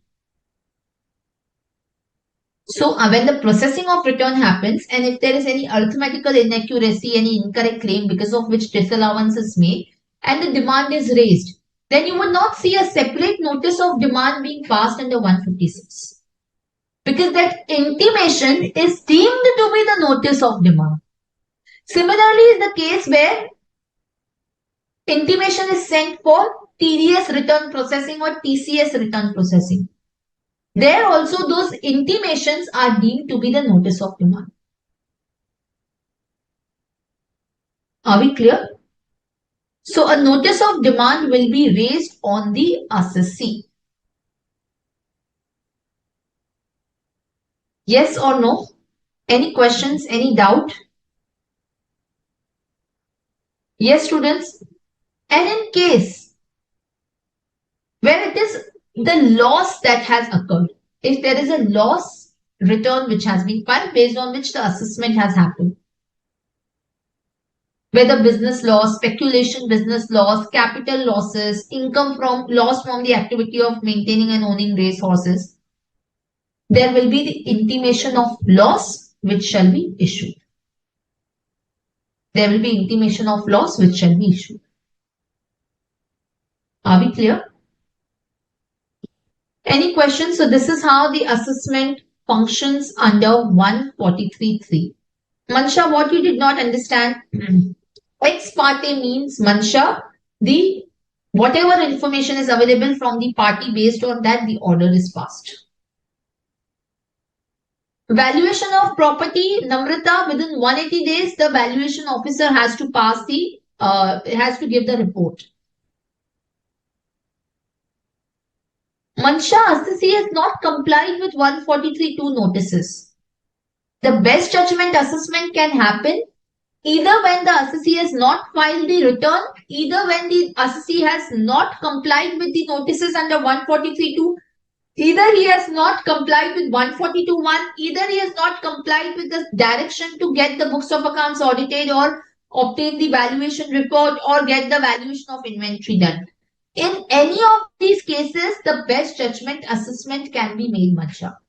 It's not if that he has complied with 143(2) and then not filed the updated return. Once the assessment notice is issued, you cannot file updated return, Mansha. That is very clear.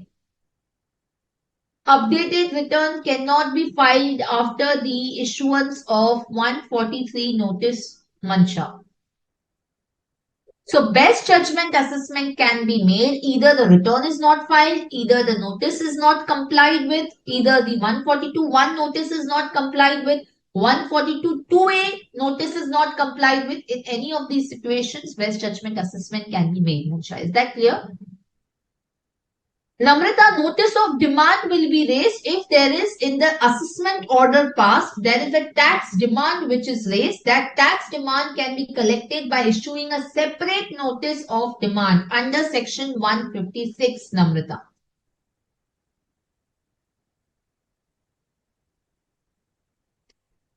Mansha, what about the reassessment? If the assessee has complied all notices, then why the best judgment assessment will be made? It is only when he has not complied with the notices, the best judgment assessment will be made, Mansha. Are we clear? Yes or no? Time limit for demand notice, it will be issued along with the order passed under 143.3, Namrata. There is no separate time limit. It is issued together with the 143.3 order. The assessment order is issued and then along with that the notice of demand is also sent under 156. Yes.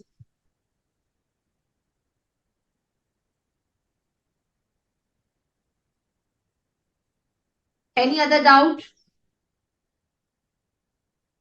Fine, students?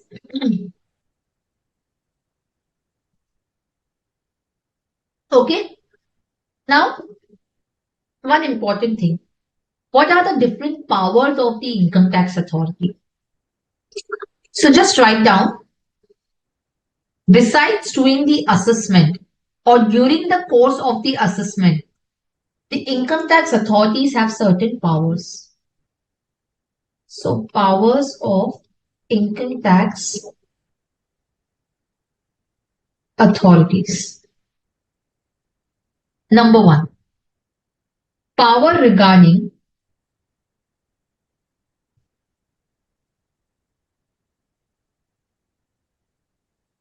discovery and production of evidence.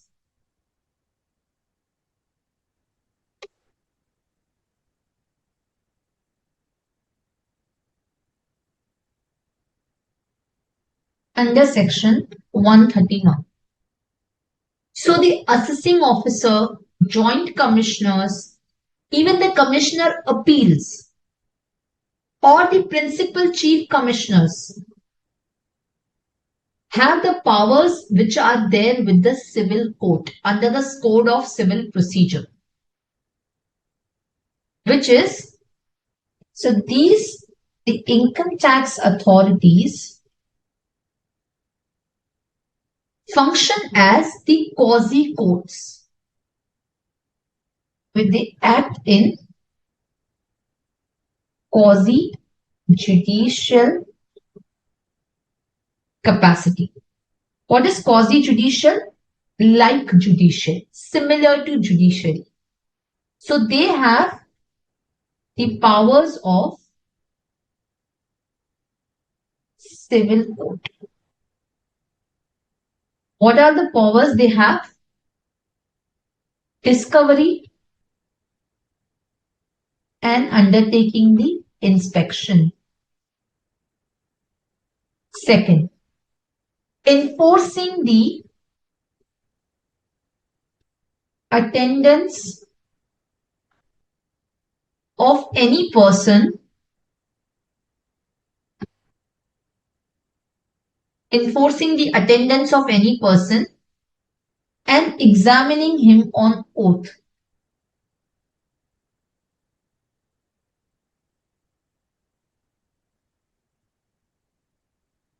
Compelling the production of books of accounts and documents.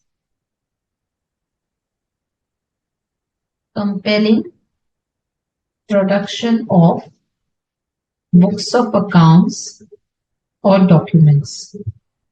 And issuing commissions.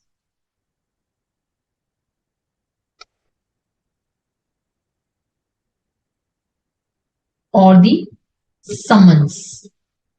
You know, a lot of time, the summons are issued under section 131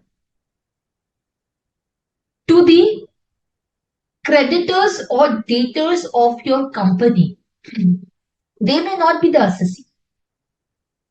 So your client sometime receive the summons under 131 if they have transacted with some other person whose assessment is ongoing. Your client is not having the assessment. The assessment is not happening on your client. But still the summons are issued to your client under 131. So the summons can be issued even if the proceedings are not pending before the income tax authority, even if your proceeding is not pending. This is done to verify the claim of the party whose assessment is ongoing, whether he has not claimed the fake expenses, whether the creditors are not fake. Are we getting that? So you are required to attend the income tax officer's office. They will examine you on oath. They will take your sworn statement. And you cannot lie over there. You have to say that whether you have sold the goods to that party. So the summons are issued under 131. So these powers can be excised even if the proceedings are not pending. Because if the income tax officer has a reason to suspect that the income is likely to be concealed or concealed. Are we clear? So you can write down powers can be exercised even if no proceedings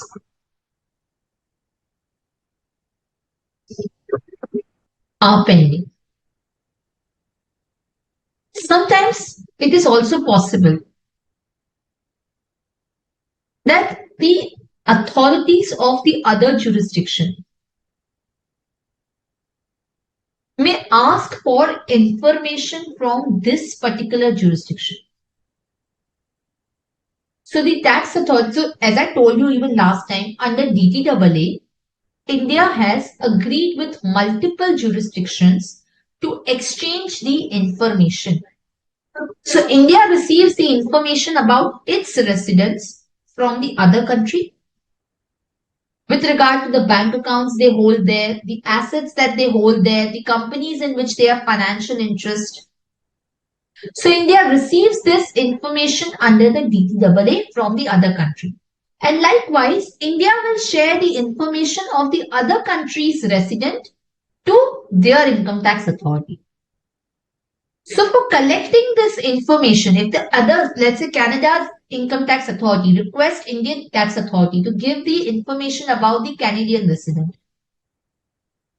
then they can exercise, the Indian authorities can exercise, the income tax officer can exercise the authority under 131(1) for making the inquiry or investigation in respect of that particular person, even if no proceeding is pending.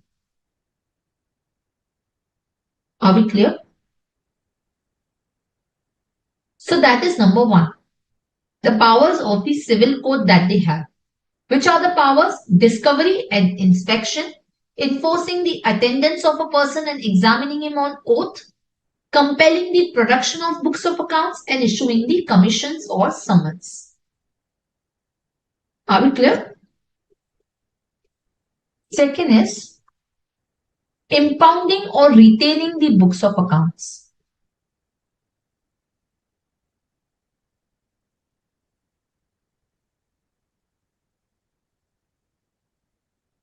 Under section 131(3). So the income tax authorities are vested with the power to retain in custody the books of accounts for the 15 days. And if it is for more than 15 days, then they have to obtain the approval from the higher authorities. So they have to record the reasons to that why they are impounding the books of accounts. And if they want to do it beyond 15 days, then they have to obtain the approval from the higher authorities.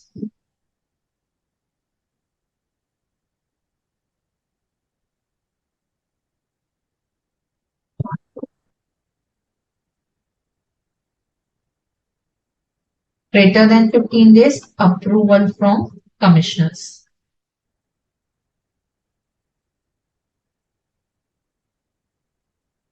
Or directors.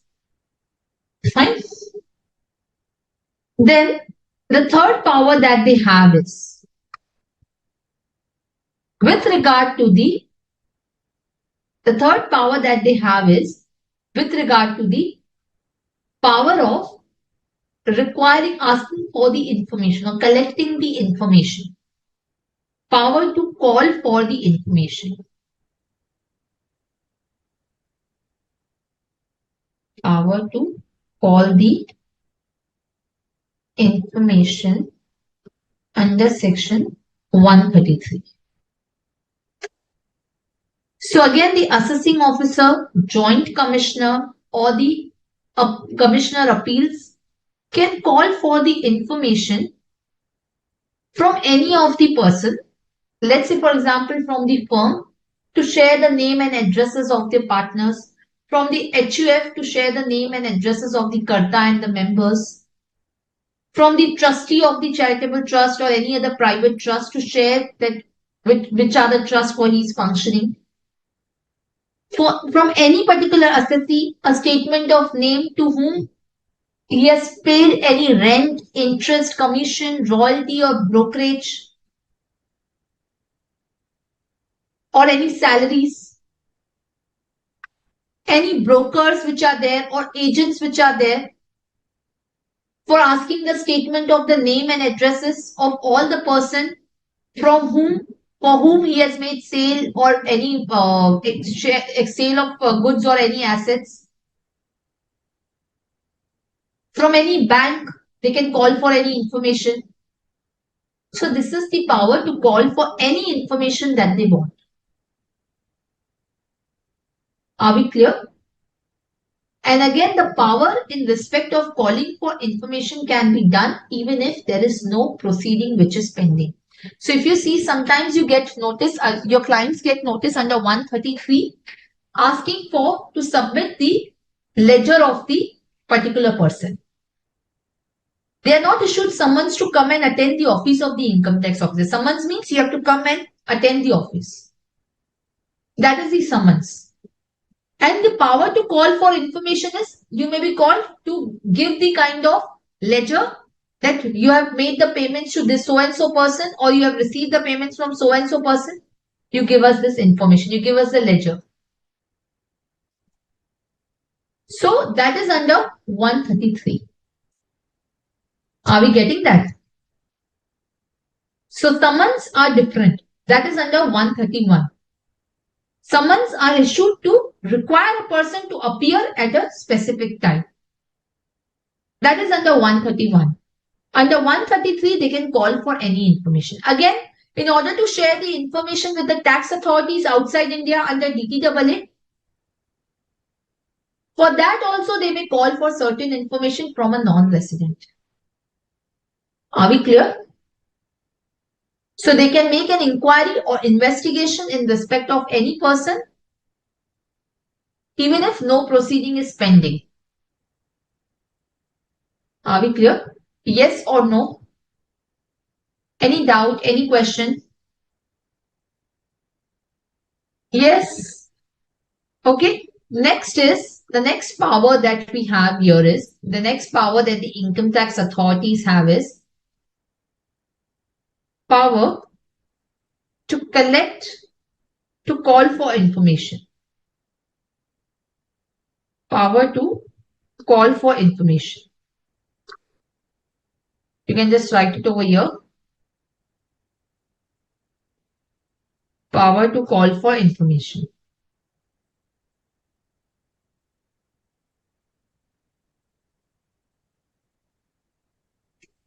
Or sorry, power to collect information. Certain information under section. This is different than 133. This is under 133B. Now, what is the difference over here? So, under this section, the income tax authority may enter into any building. Under 133, they are calling for information by issuing you a notice. Here you can just write down, even if no proceeding is pending. Okay, this is the information they will call for certain ledger documents, certain statements, name of the assessee, name of your partners or all of that. But under 133B, they can enter your building, which is within its jurisdiction. Right? They can enter any building or place which is occupied by any person in respect of whom the income tax authority exercises jurisdiction, at which the business is being carried on for the purpose of collecting the information. Now, this place need not be a principal place of business. So, it is quite possible that, let's say, for example, I have a principal place of business in Bombay. But let's say my Bombay Income Tax Authority requests to Delhi Authority, Delhi Income Tax Officer, to collect certain information by just visiting the Delhi office of the assessee. So he will visit the Delhi office of the assessee. During the business hours, he can only visit. He cannot visit after the business hours. And he may require either the owner or the employees to give him the information. He cannot impound the books of accounts or any stock in trade over there. He can just get that information. And if there's a failure to furnish, there will be penalty of rupees 1,000. So just write down over here. Power to collect information under 133B by visiting the place of business within the jurisdiction of the income tax authority. Need not be principal place of business. This need not be a principal place of business. Are we clear? Yes. Then the next one is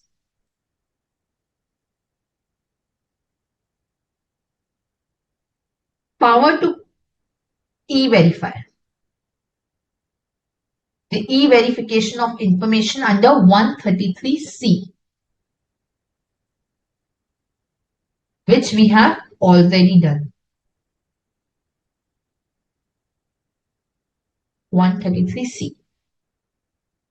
So basically under 133C, the income tax authority has the power to verify the information. This is power to verify the information, which is the e-verification scheme that you learnt under 133C, which we have already done. So income tax authority has the power to verify the information with the return of income by issuing a notice to any person to furnish the explanation as to why there is a mismatch. And for that purpose, we have the e-verification scheme being in place. Are we clear? So we have the e-verification scheme already being in place. Are we clear? Yes or no? Next is power to inspect the register of companies.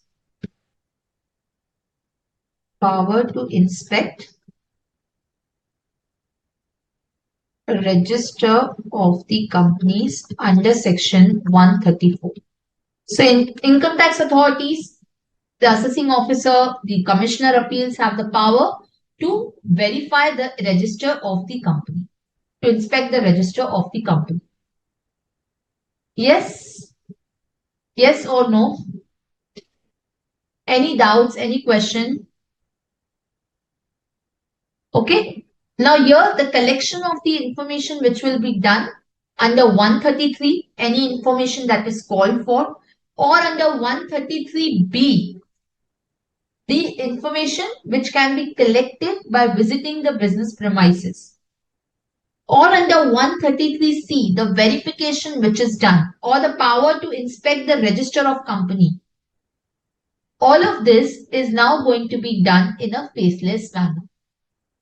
All of this is going to be done in a faceless manner. Are we clear? Yes or no? Any questions, any doubt? And the last two power are power of survey under section power of survey, which is under section 133A, and search under section 130. So this is what we are going to see in the next class. Now in case you non-comply, first of all, with the, I'll just repeat the powers.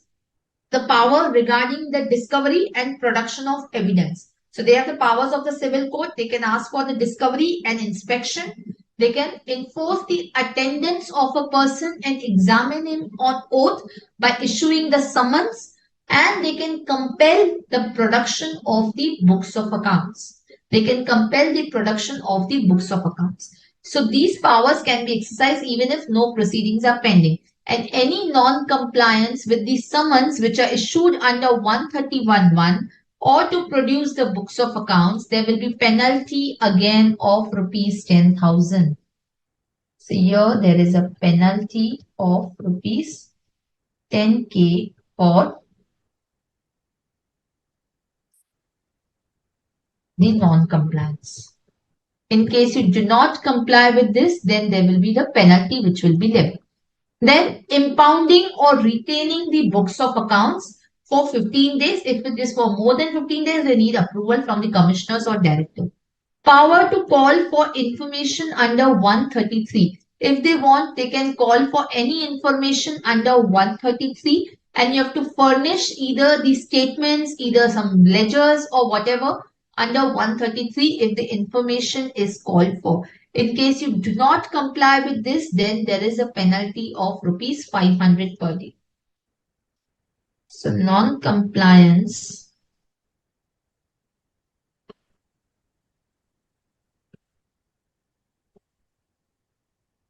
the penalty is rupees 500 per day. Okay. So in case you do not comply with this, there is a penalty which will be levied.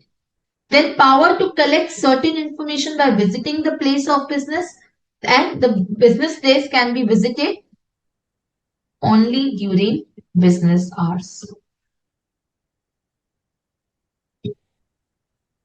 Only during the business hours. And in case again you do not comply with that, there is failure to comply, then amount is penalty is 1,000.